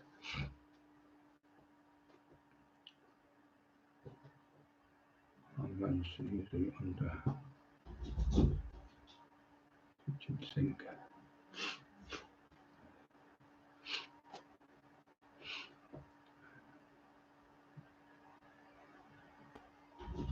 Yeah, he was a fucking. Eddie Buick would never back out of no one. Eddie Buick fought the great Billy, Big Bill. God, can't really second name. Billy Robinson. And Bill Robinson is about 6'4", 22 stone, and he was 13 stone 10, and he fought him. And Biff Graham was there with all the people. Who went with Eddie? Do you think? Not one person. He went on his own. He fought Big Billy. They had about a 10-minute fight, and Billy won the fight. Eddie won the fight. And then they shook his hand, and Stevie Hammer was there. Stevie Hammer was there. I was in jail when he told me, he said, Eddie's unfucking believable, but he just could never. He said, he's the only one I know who's small, who can beat big people. He said, he's so fit. His hand speed, his time and everything, he's just a machine. He doesn't stop. And you're trying to tell me Eddie Elwood offered him out and he didn't want to fight? Fuck off. Shite. And then you say you offered league, you took the league off you out of the Kirk. But wait a minute, you said it was the Club M now. You're saying Club M is the Kirk. It's like saying that bottle of orange is a bottle of water. Absolutely pathetic. Going, yeah, but it's the same club. The man went, no, it isn't. It's the Kirk's a different club. It's on the corner. You look like a divvy now, Boyle, a crank. Because you know why you're a crank? Because you don't know them people. You didn't know them people worked the door. You didn't know Ginger and all them. You've never been there. I used to go up on a Sunday sometimes, see Kevin, and walk in there. It was packed, like say two and a half, I think it's about 3,000 people that held. Massive club. And Javid's my friend. I seen Jimmy G the other week on the shops. I say, Jimmy, you must live up this way. I said, I was the main man. He went, oh, he's sound. Tell me, I was asking what he said, oh, he loves you, Brian.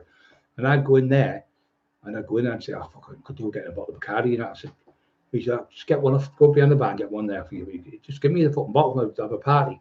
So he couldn't do us a favour, me. That was his brother. They run the multi-millionaires, fucking millionaires they are. And they're my friends. I've seen bumping in the shops. They respect me. When they had trouble, I went down and stopped trouble on the door with them. I never seen Eddie Elwood ever, apart from once in the mall. And that was only one time I've ever seen him. Adish was there. All the lads from Grangetown were there. And he was never ever down there. Them days, Eddie wasn't down in them days. He only came down that night because we were at the doors. He never worked on the doors in Stockton. We had the doors. The mall and that was all with all the lads from Grangetown and stuff. And like Kev Scott and people like that. Eddie wasn't even on the doors. And that's not me being a liar. I just tell you the truth. George Fawcett worked on the Harvey's Wine Bar. That was near the police station. And we had all the other clubs. We had every single club. I even had the Reindeer pub. I used to go and then see Brian, Scottish lad from Red Car, my Uncle Tam's friend. I used to look after that for them for the wrecking crew. I used to go and say, behave you lot. And in the end, the wrecking crew were okay with me. I'd go in and sit with me, and that was sound in the end.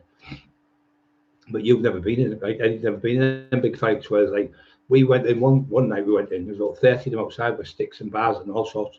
We've come down the stairs, and I was 26 years old, my birthday, and they were all stuck there. And we opened these big steel gates, the big gates opened them, and then what we're going to do? And Bucko was there, Bob Raw was there, Cookie was there, John Watson was there, John Black was there, Steve Coble, I think it was another one or two. It was another one, might have been there. Who was the other one? Gary Russell, was it? Might have been him. And on Jacko was there as well, but he was a car park lad, he was in the cars. I said, what we're going to do? I went, charge! And I ran at them on. They had big sticks and all sorts, and most of them just dispersed, ran like fuck. So I ran after them. There's this place where it's called the Rose Gardens, where Elwood and I had all the fucking police hit, where they had cameras watching us. But this is miles years before it. And I've chased this lad, and then I've hit him, boom, and I broke his neck. They called him Chrissy. If you're watching Chris, I love you now, mate. He's a good lad. And I snapped his neck with a left hook. And he's the only one got out, and Bucko shot. What's they've got bricks? And they were hitting me with a fucking piece of wood and all sorts, never fucking bouncing off me. And they all run like fuck 30 of them, those, about 30, maybe more. And he got in the face with a brick, split his face right down here. He ended up getting, I think he had 22 stitches, he got 50 grand for it. About 4 or 5 years later, we were put in for money. And he went to America. He still lives in America now. These staff cunts have never been in them type of fights. The big gangs with fucking baseball bats and hammers. They would just fuck that phone the police. That's what they done with me. When he was going to phone the fucking police, they had two out there. There was a trooper at one side, and there was a trooper at the other side. And they had the ambulance response sitting there. I was like, oh, they daren't come down. No, we didn't dare come down. I was on fucking bail because you got me locked up. You got the fucking Jimmy and Gary Rob journey. And even Eddie said that the Elwoods have done this. They've got the fucking them to get the police on you. And they said I threatened to shoot them because the place got shot up with 2 shotguns. And then later on, it was another handgun was shooting, and Eddie come down for it. It was a Saturday. We drove past it. It was another lad from Sunderland with us, and we were going for something to eat. Went fucking, and every time this man says he's going to do something, that happens. Blood's all over the fucking place in the door. You went in with things like that, Elwood. You'd shit yourself. That's why you hid in the club. You'd be under the doors. You said one in and one out. We had roller up for people just coming in and out when they wanted to. You was hiding down the fucking pub.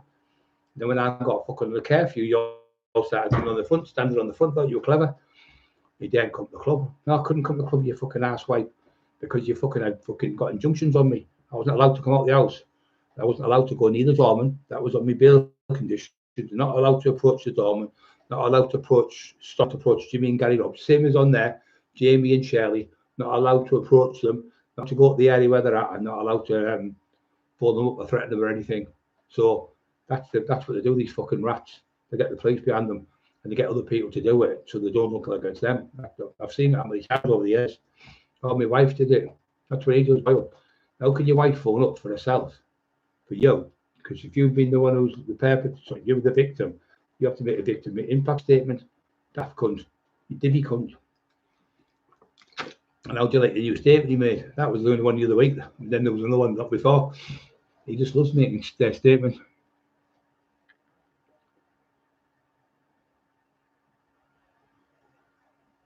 Yeah. Yeah, creepy's a creepy little cunt. That's what he said about that Millie Downer and them, that them kids. Which, if I was talking to the one who done them, that horrible cunt who murdered them, I think they were twins when they were sisters. He said, which one did you rape first and why? That's the question I'd ask him. And then the only one who commented was Boyle. Only out of everyone was Boyle, put on his laughing faces on. Fucking sick cunts. The two kids being murdered and tortured and raped, and they sit laughing at it. That's Boyle all over. Sick cunt. Sick fuck.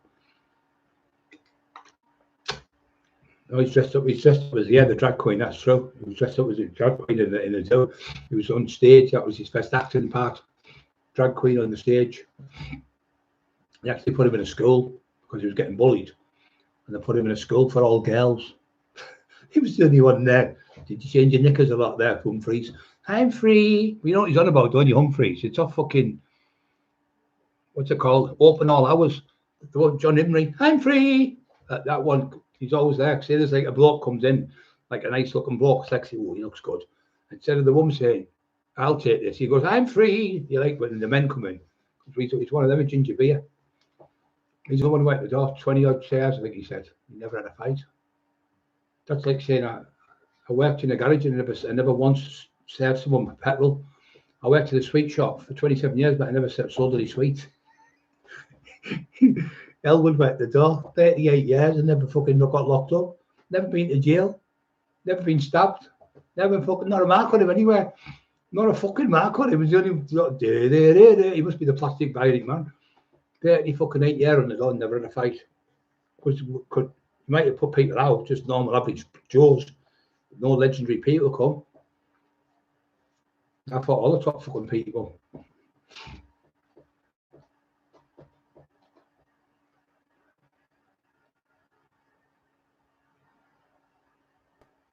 My kid. So why posting all that? Bruce Roberts, rape is bad. Yeah, it's fucking disgusting, mate. There's nothing worse. Somebody being raped. Well, that animal used to do it all the time. That fucking Sykes. When he was in jail, it was Duffy. It was actually Duffy who told fucking Paddy. He said it was Lee Duffy who told me, and I told you the story. That daft cunt, he went, 88, and he was trying to pinch my. I knew there's things about Lee coming in there in 88 when he went into the jail and he offered out Sykes. He was trying to tell why he put on his toes twice in the put. No, he didn't. He didn't. You're a liar. He put on his toes once in the when the kids told him, said he's raping them, and they went, keep standing near me. And they went, oh, you fucking rapist, grapes, and all that. He was shouting to him. It's like, so you talk, and he went, no, come on then, come on. He was shouting Duffy and bouncing about like a fucking cat on a hot tin roof. And it was Sykes who ran behind 3 screws, and 6 screws smothered Duffy in the corner and went, you stay there. And they kept him in the corner, and Sykes put up the stairs, 10 left, 10 right, and went under the wing. 3 days later, he got out of the jail. He got moved to Liverpool because he shit himself. Sykes was a coward. Sykes he could fight, but only when he knew he could win. As soon as I went offered him out, he fucking diarrheaed himself. He was like that. No, he wouldn't get up off the table. Twice I offered him out. Twice he wouldn't fight me. Twice I taxed him. How'd you like them apples, Doyle? Hey, ask your ghost to take back. Tell Brian I want that £1,200 back. Tell Brian Cockerill I want me £1,200 back. Me, Terry Rich, and Dave Garside taxed him that day because he taxed a young kid down there, and he had a little woolly woof to him, just like he has. Well, do you know the ones who smashed my windows when it went in the newspapers? They were arrested, and guess how old they were? This is Jamie's friends. 15-year-old schoolboy and 16-year-old schoolboy has been arrested in connection with a firebomb at the taxman's house. They've been hauled and they're giving whatever they were helping police with the inquiries. 15 and 6. Why would you be knocking around with 15 and 16-year-olds, Jamie? Why would you be knocking around with little 15 and 16-year-olds? Hey? Why are you knocking around with 15 and 16-year-olds? Yeah. See, they're all the same. They're all in the same pot. 15, 16-year-old kids firebombed the house. his friends. Weirdo. Susan Boyle.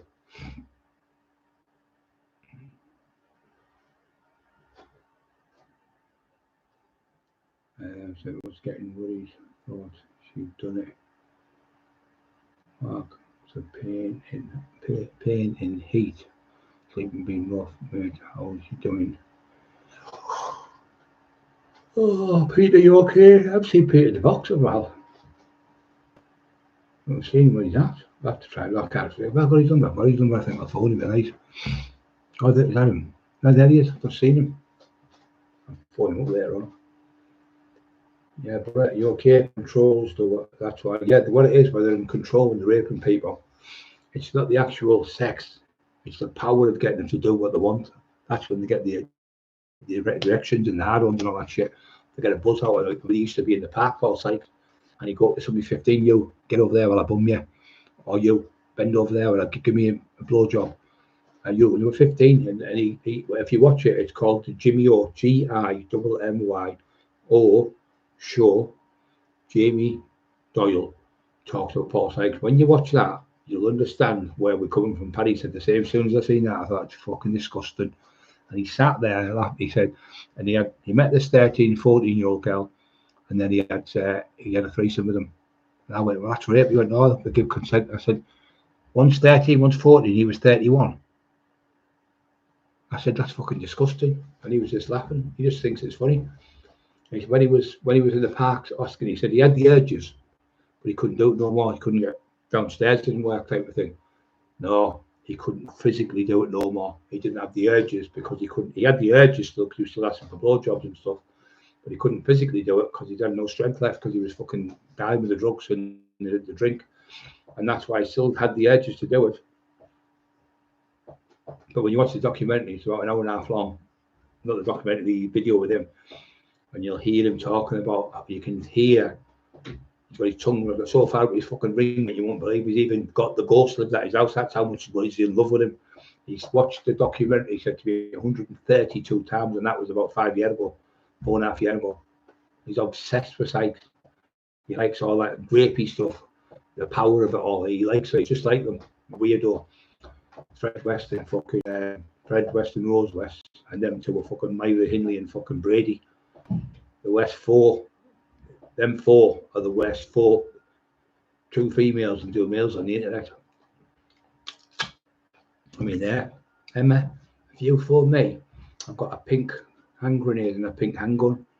We'll go such and such. But if you see me in a uniform, police uniform, don't worry about it. It's just I used to be an actress. So I know you did. Davey, Courtney, Dick, a little bit of dancing. We'll take you dancing round the table. Fucking blow the socks off her. That's what happens, you see, when you do things. It always comes out in the wash. The old man, when your dad says the same. 128 people on still. 65 thumbs up. Come on, guys, we can get to the 100 thumbs up. Yeah, she used to dance on the fucking tables for Courtney, and he was a woofter as well. Another woolly woof. Never liked him. I knew he was wrong, and he asked me to go down twice. Once on the McIntyre, and once again, I think it was with a Bear No Money, I think it was. I said, I'm not going down there. Fucking misogyny, all that fucking shit, men having sex with men, and fuck, that's not my type of game. I'm a one-man woman. Fucking having sex with people and swapping with the wives. So fuck that shit. You end up with fucking AIDS and all sorts of disgusting depravity things. Fucking wow. You don't love your wife or you don't love your husband if you do things like that to me. You're just a fucking pervert, pure weirdo. Fuck weirdos. John Lee Craig, you okay with it? John Lee Craig interface of a typewriter, 5 year stretch. Yeah, well, she said, oh, he doesn't write the books, Brian. It's me who writes them. I'm a legal secretary, which she wasn't. She was a fucking worked in the Sitting Vice Bureau. Gas board, Shirley, how can I help you? Pure fucking bullshit, both of them. I don't know. Now, you Shirley, I'm going to fucking bean to scratch that big fat ass of yours with, have you? Hiding in the middle of nowhere. Feeling very thirsty. Hiding in the middle of fucking nowhere. Dying of thirst. I'm dying of thirst, I am. Whoops. A lot of travellers there. Loads of travellers there in villages. loads and loads, I know. They're all connected, see, like one's from Durham and one's from Newcastle and one's from Hartlepool, one's from Stockton, all the way down these big the little villages all the way down the country. They're all connected. It only takes one person. Oh, there he is. Oh, there she is. Hiding behind the police and hiding behind Dumbledore and Yelwood. Fucking hell. Wouldn't mean too bad if you picked the top fighter, or like Dave Garside or something. Fucking hell, what an embarrassment. Dave wouldn't do one way, you haven't do fuck all with you, because he knows that you're a crank. He's only doing Elwood because he's got nothing in his life. His career's gone, he's got no money left, he's got no big job, he's got no fucking top of the range cars and off now. It's all gone. It's all gone. For all the in the head. You're not all in, haven't you, mate? You're not all in. You end up getting on the same things as we all did. That's what fucked you up. I was on last night when Paddy was on Was a Great Live. Oh yes, Peter. Probably because there was that many people, Peter, last night. I was fucking absolutely exhausted. I went to bed last night talking to Mark, and I woke up this morning at 5 o'clock and I was phoning Mark. I had a couple of tablets. I must have been off my fucking head. I was phoning Mark and I was in the morning asleep with the fucking earphones on. I must have been pushing the button to try and turn the earphone up. And I must have phoned Mark. He went, "It's me, Mark." Fucking hell, I'll keep the earphones off the top. Woke up at 5 o'clock today. Totally been bad with this fucking whatever I've got. I don't know if it's a cold or a flu or fucking whatever. I've been bad for about a week now. I get it every year. Every fucking 4 or 5 months I get one. Yeah, there's loads of idiots. So he's gone. So when he was at Club M, when Duffy come Club M and Duffy come Club M and blah blah blah. Anyway, so the Kirk and he said, no, he said the Club M isn't the Kirk. Yeah, but it's the same building. He fucked right up, didn't he, you daft cunt? So he went, no, it isn't. He said, well, it's near it, isn't it? He went, well, it's near, but it isn't. It's quite a way away from it. You have to go. You have to walk. You can jump in the car and drive to it, but it isn't close to it. It's just like 1 minute away or something. So got right on the other side, and he's trying to pretend that he went in that club. You can't have went to M Club, because M Club's a different club, you stupid bastard. Like saying I was in Old Trafford when you were at fucking Leeds or something. Total different place, moron. And trying to make the man say something he wasn't. And he said, what was the doorman? He went, oh, I can't remember. Couldn't remember the doorman. I can remember every doorman I worked with. That's how you was staged. That idiot was saying Club M. It was the Kirk. They were talking about the Kirk, the doorman, the man who was the manager. And he was talking about Club M. Didn't even have the right club. And he went, no, you're getting mixed up. I think he said something. He went, Club M wasn't the Kirk. He went, yeah, but it's the same building or whatever he said. He went, no, it isn't. He said, yeah, but it's close. He went, yeah, it's close. He said, but it's a different building altogether. It's right around the other end. You could see his fucking stupid fat face getting that, a big red face going on him. Devastated, absolute clown you look. Little fat cunt. Fat little greasy cunt you are. You stink of piss. It's the man who sits on a bus and pisses himself. Pissy Doyle.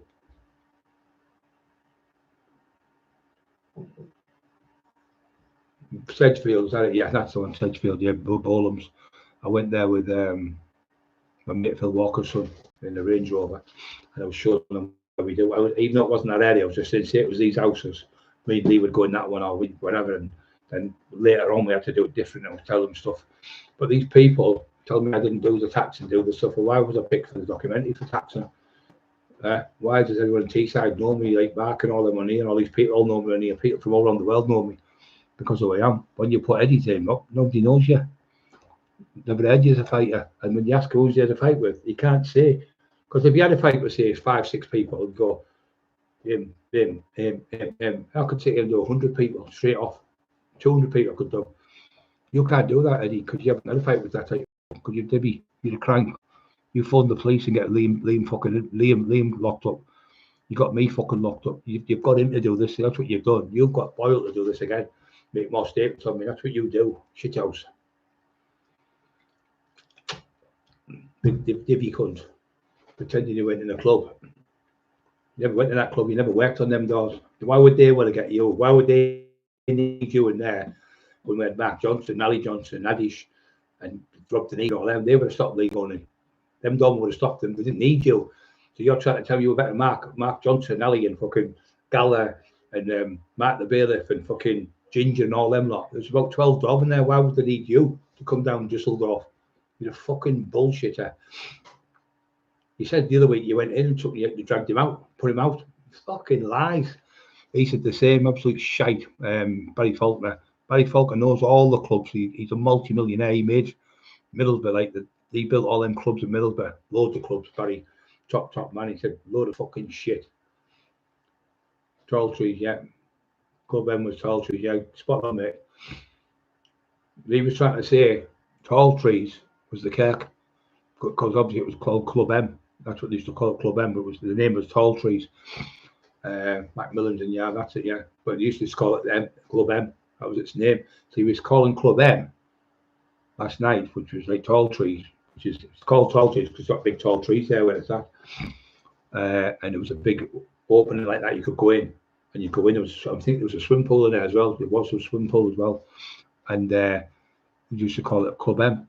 I think the main reason they called it that Club M was because they used to have the Mall, because the Mall was 4 years out of, I think it was 3 years out of 4 years out of 5. It was a club of the year, and we had Simon Cowell come, and the black lass, he knocks around when she came, and then Sanita, she come, and then we had Peter Waterman, the Hitman and Her came there. If you put on the Hitman there, the Mall, you'll see marvellous nightclubs that he had there. And then when when it was getting to the end of its time, he bought another club in Bradford and Addis, and all them went down there to work.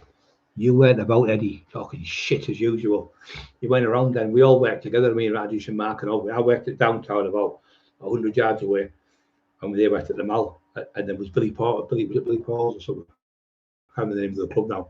There's a club next door, a little tiny one, a little bar. People used to go on a Sunday, have a drink, and hang out with Middlesbrough, Billy Paul's. So there was a little club, I can't remember the name of it, and then Rachel used to go with Addis at the time, and Addis was always fucking watching their Scarface, Tony Montana, and we always used to sit, and there was Isaac used to have a restaurant on the corner, and we used to sit here, we just go, there was a kebab shop next door as well, we used to get the kebabs and go in and sit at the table in the Mall. When you first go in, you could sit and have our kebabs there. We used to sit, and Javid used to sit with Jimmy D, used to sit with us. They were the ones who owned the clubs. Amia, they were all the owners of the club, and I was allowed to go.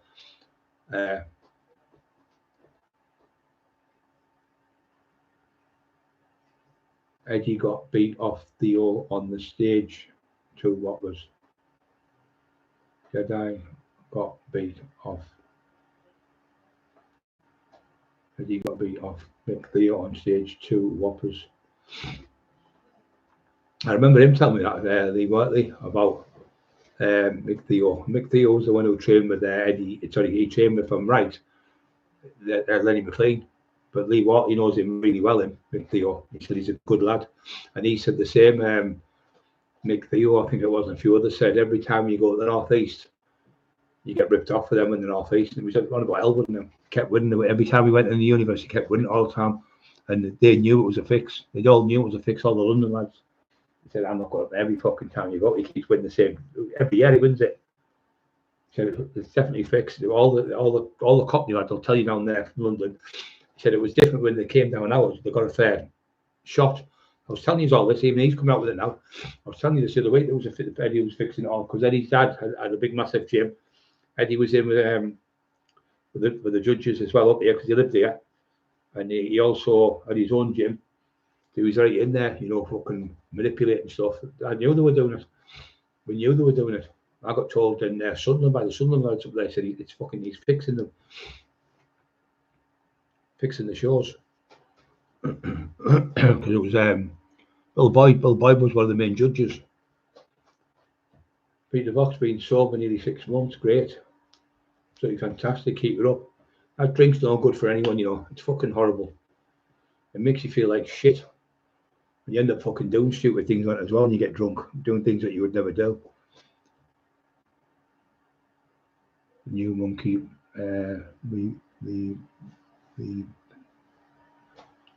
yeah, we vibrating through the feet, yeah. It was good them days, mate. It was good them days, fucking class. I used to come see Annie Buke up there. I went up there after dark. Well, are you there? I've heard all about your crabs that went to me. Fucking hell, he said, Tom told me you were big. He said, fucking hell, you're huge. Size of your hands. your fucking hands are bigger than me fucking head, he said. And I used to go up there every weekend. I was up there with Annie Buick, running about the doors with Annie, keep making sure there was no trouble. Stood by him like a brother, like we are brothers. And yeah, Junior Soprano, and he's another one's probably just coming back now. Look, I haven't seen of Junior Soprano for ages. So all these Junior Soprano, but all these fucking scumbags that have been coming in as friends, we've took all the spanners off everyone. Emma's found over 7,000 people blocked. So we know it's been that Irish Bull. We know it's been that fucking Humbles. We know it's been that fucking Wraith. We know it's been them scumbags doing it. So Sun Wraith, you know the Wraith one? Get on the Wraith. Them ones. RAITH, I think it's called. They've been striking people off and everything, putting them out, jealous to fucking death because we were doing so good a few years ago. And I was like, oh, why the fuck is our channel library getting going up? And now all of a sudden, the last few weeks, it's just fucking flying because we've got away from all the scum. Just cleaned it all out, cleaned them all out, took all the spanners off everyone, and just leave one with their freedom because I know freedom really well, just around the corner for me. So, and then I know about that. Nobody can get the blame because we're all blaming each other for stuff. So I know what's happening now. So it doesn't matter who's got a spanner.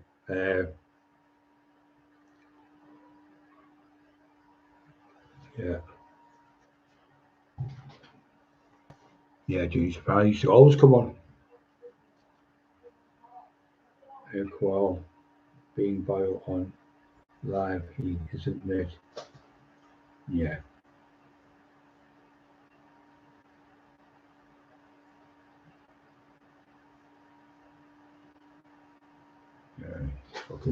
He's just fucking little weasel. He's a weasel, that fucking scumbag. Little Doyle, that was Duffy's favourite word. It means you divvy, like a daft cunt. Give me your fucking Doyle and lock you out. I'll slap you in a minute. Do you, your Doyle? That was his favourite saying. Yeah. You get it, yeah, someone was blocked.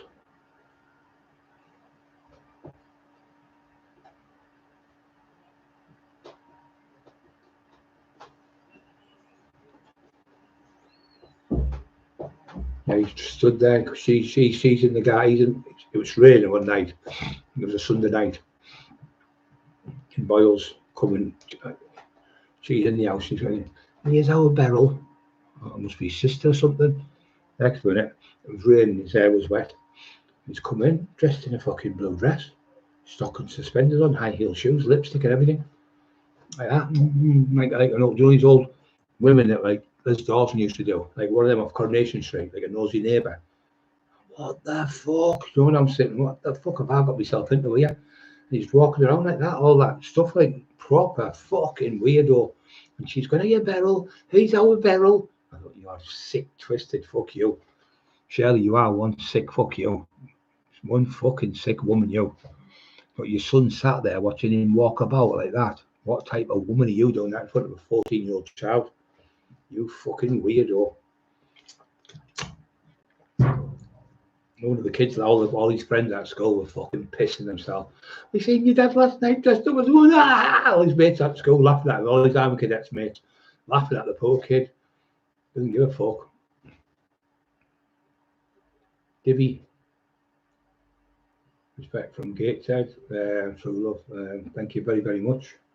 I was doing all the Gateshead lads. I got on with them brilliant. It was me, Johnny the Pirate, Mark Steele. It was Big Stevie Hammer, great lad, fucking funny as fuck. And we used to do singing for them, and we used to get like a few. We were in it. Was then he said, fucking hell, there's that Brian Cockerill. He went, there you are, mate, he's fucking massive. Brian Cockerill, when I told him he was massive, he went, fucking hell, the weights he's lifted, he's squatting 7 fucking plates either end here on the front squat.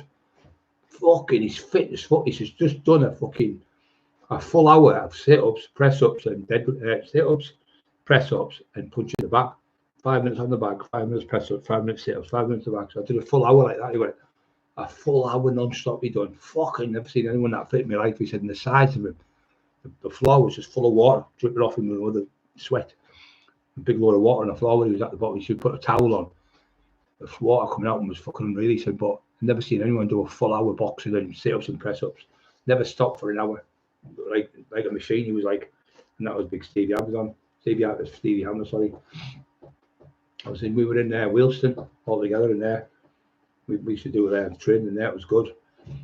When we used to get like on the weekend, was a lad used to jump over the fence and say the cans were like £1.10 or something. He used to charge us £1.50. So we'd have a couple of cans on the Friday night, Saturday night.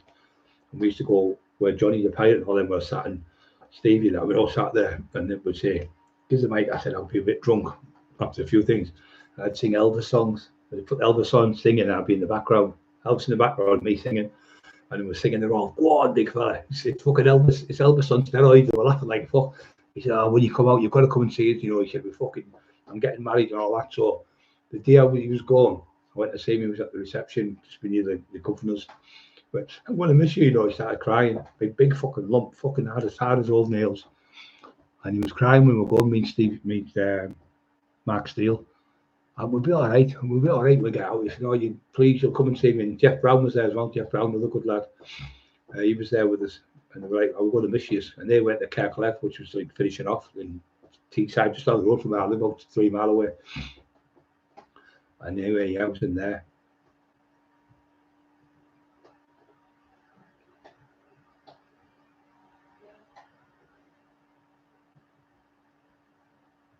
I know it's getting him on, Dr. O. If you can get him to come on, it'd be great. We get him to come on, it'd be marvellous.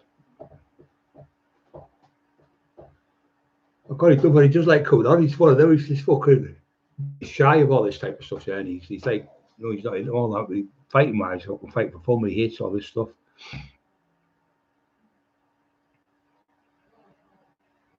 Yeah, you know how many people have asked me that? Fucking hundreds have asked me that to open the gym, to do the training and stuff what I used to do and how I used to train in the old days. Jedi's good lad. All Jedi, all them have been blocked. Everyone's been blocked. We can get on together with suspicious minds. So yeah, don't make you get me fucking thingy used. Copyright strike. That's Elvis is back. Elvis is back. It was just funny, this one. So I'm doing my book, The Taxman at Teesside. Not the Taxman book, first one, 2004, 2005 is it. So I'm down there, people come from Germany, everything to fucking get the books. Anyway, I'm signed it in the book world. The last was called Donna. I sold 650 books. But that's all that was in the shop, 650 books. So 700 books, but 50 got bought off the shelf. And I had them all here around me. They were all gone in them, like for 4 hours. So I've got no books left. So I had to get some more. So it said in the paper, the tax man outsells Jodie Marsh and Katie Price. Anyway, this girl come in, she went, "Can I get your autograph, please?" And, yeah, of course you can. So she had this book. It was like a kid's book. She was a bit slow. Anyway, I went, "All the best." Blah, blah, blah. She went, and here, my side beds were down here, but black, with a black suit on, with loads of gold on, gold bracelets and not rings, bracelet, and like 3 gold chains, 30 grand chain they had on. So I'm sat there, and she went, "I don't believe it. She I've got Tom Jones's autograph." And then little John went, "Not unusual." I made little John. It was fucking hilarious. Yeah, she thought I was Tom fucking Jones. It's fucking hilarious it was. Then we went back the next week and sold 700 odd. And that daft cunt's trying to tell me, when I asked for my books, she went, "Oh, we only sold 37 books. I went, "Fuck off, you crank." And that's when I asked for the invoices. And after that, what they do is, a man called China said, the best way not to pay someone, what they do is we'll fall at them whatever you do, because they won't pay. They'll use the excuse not to pay you. So I said, "Shelley, you're acting like a child here." I said, "We need to get this sorted. How dare you speak to me like a child?" That's when they wouldn't give me the invoices, and that's when I knew what Chino said to me years ago. The old gangster he was, Italian. He was right. They were conning everyone. They asked me never to go out and sell the books, which we did because they were £500 short for the mortgage. So we got up every day at 6 o'clock, started going around the houses 7 and 8 before people went to school with the kids, and got books off to people and getting paid cash. Went and gave the money to Rob Brenton so Jamie and Shelley could pay the mortgage. He blew all the money on coke. She phoned me up Christmas Day. She went, "He's blew all the money on the coke. Got now left. He's blew everything out. You're not getting any more money off me." Then she came to my house one day with him. She said, "Can you do me a favour? I've got toothache really bad." It was near Christmas time. She said, "It's killing me." She said, and my sister used to get diazepam for depression, I think. She only took one a day. I said, "Well, how many do you need?" She went, "About 40 will do me." I went, fuck off, Charlie, fuck off, go on, fuck off. I said, yeah, you think I'm a fucking idiot? I'm not going to be running out with 40 fucking diazepam in my pocket. I said, you know what it is? I said, they're for him, not for you. Don't insult my intelligence. Why would you need 40 diazepam for one toothache? Because for that crank, because he takes 10 at a time. That's why he thinks he's tough when he's on that random diazepam. He thinks he's fucking rock hard. He can't fight sleep. So they call him Susan Boyle. That was his nickname. Dressed up as a woman. Weirdo. Yeah, they're both Boyle's the same. Wraith and that Wraith conned us out the books. 4,000 fucking pound I gave him for a book. Then he wanted more money for us getting all the photographs of Lee, of Carl Edwards. He got his mate to screenshot him, charged us 200 quid just to screenshot the photo. And then he charges another 800 quid for something else. Then he charges more money to fucking proofread it. We didn't need to proofread it. He got the book and he fucked up 46 pages. Emma had to change all the pages, and Steve, he was here, Neil Jackson, and Emma changed all the pages in the book, and it was Emma who written the book. He never did a thing in that book. Emma did the writing. He's, can I just look at it? And he charged me for reading my own book. Cheeky bastard. Did the same with my other mate, Lee Walt. He had him over.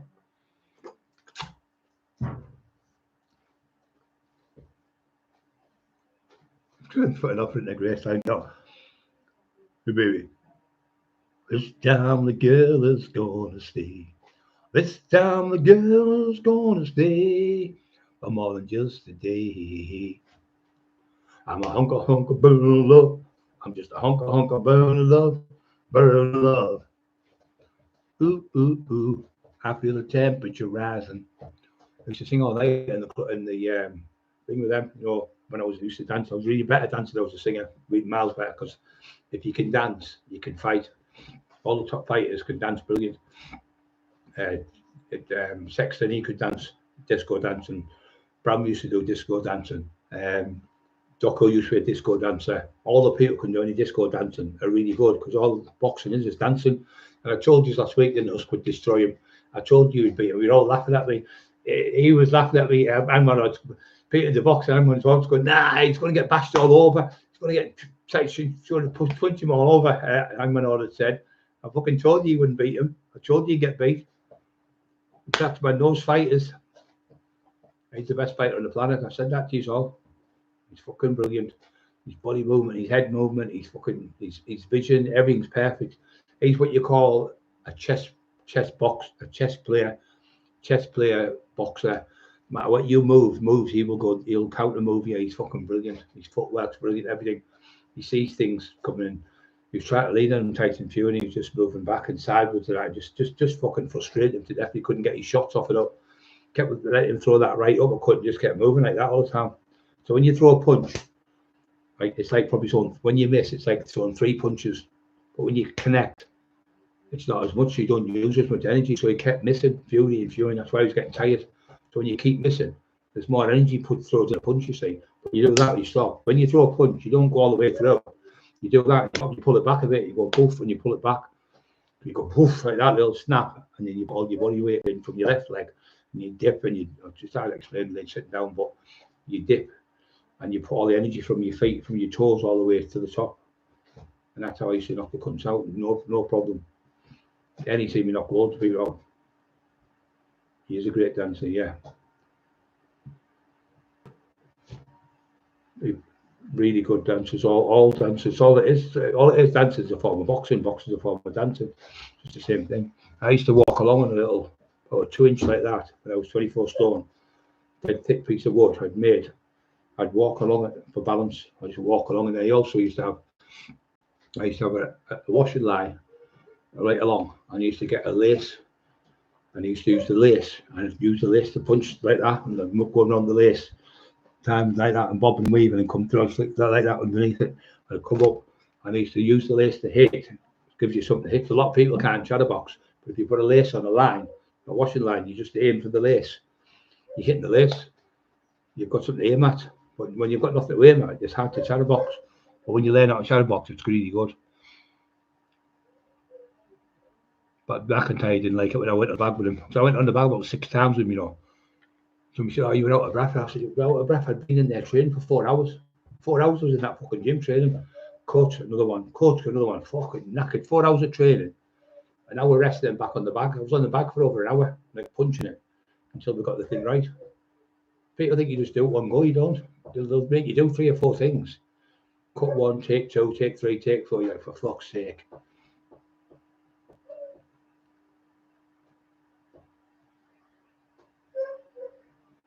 Right, what you for a tenner? What you for a tenner? You'll have a fiver instead.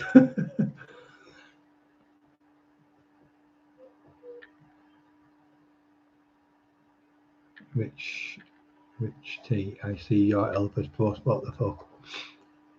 Nah.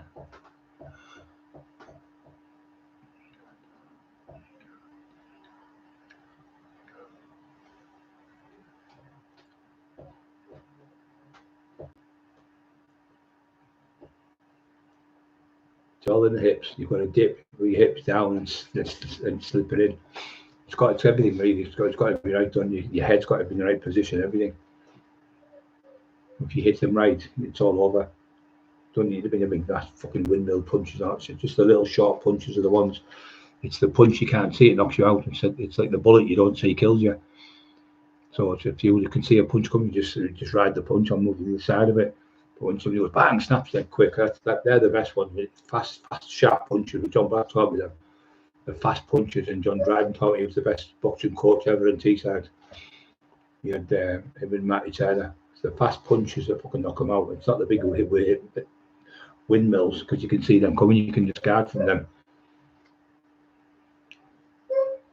Shut up! Puck's crying like a fucking baby. He's a baby. He's only 10 months. But he's got the same dog now. But Wolf's fucking huge. Wolf's monstrous. He makes all the other dogs look like babies. He's monstrous. Wolf. Oh, the back's tight. Loves great advice. I'll give you that 20 quid, Jill, tomorrow. No, it's just nice to have a little laugh. And even if you can't sing, it makes you happy, because it makes you happy when you get home. Everyone's singing in the house, and we do it Christmas Day, and everyone was singing that just for a laugh. When you frown like that, which is being miserable, you use a lot more muscles than you do smile. So why waste energy when you can smile? Maybe. I'll tell you that to me. He wants to say hello to you. Hello, Cockerill. Oh, God. Hello, sir. Hello, baby. You know. Hello, baby bull terrier. Funny. Oh, baby. See the size of him? Fucking hell. Are you going to bite? Ooh. I'll bite him as well. I'll show. The beautiful Eli. Baby on you. Who loves dad? Look at his tail back. Who loves dad? Who loves your dad? Baby. Come on. Kiss them. Rub noses. Nosy woses. Oh, gorgeous, aren't you? Beautiful Eli. We don't call him a bull terrier, we'll call him a bull terrorist. Bull terrorist. He's a fucking pure terrorist, he's like. Isn't he? Anti-terrorist squad's coming for you. Did you hear him wanting to whack on the door for you? Yeah. No, the other one'll start. Oh, he's going crackers in there. I'm coming down anyway. Come on, I've just put you some salmon on, and Nice. some little potatoes and some broccoli. Hi guys, I'm going to shout. The dogs are crying for the dad, so I'm going to go. And thank you for listening to us. Even Jedi's back on. Everyone I know. Jedi's Ernie's yeah, I know. relation. Even he's on. Somebody else come on we haven't seen for ages. I can't remember his name now. I've just seen someone who's... Come on, Eli Pie. Somebody's just been on. I haven't seen for ages. I know it was oh shit, I've just got his name now. Can't think of his name. Yeah. Oh, he's massive English bull terrier. You're right. He's monstrous. I can't think of his name now. Soprano. Oh, Cardos. Soprano. I haven't seen you for ages. And I think I've unblocked with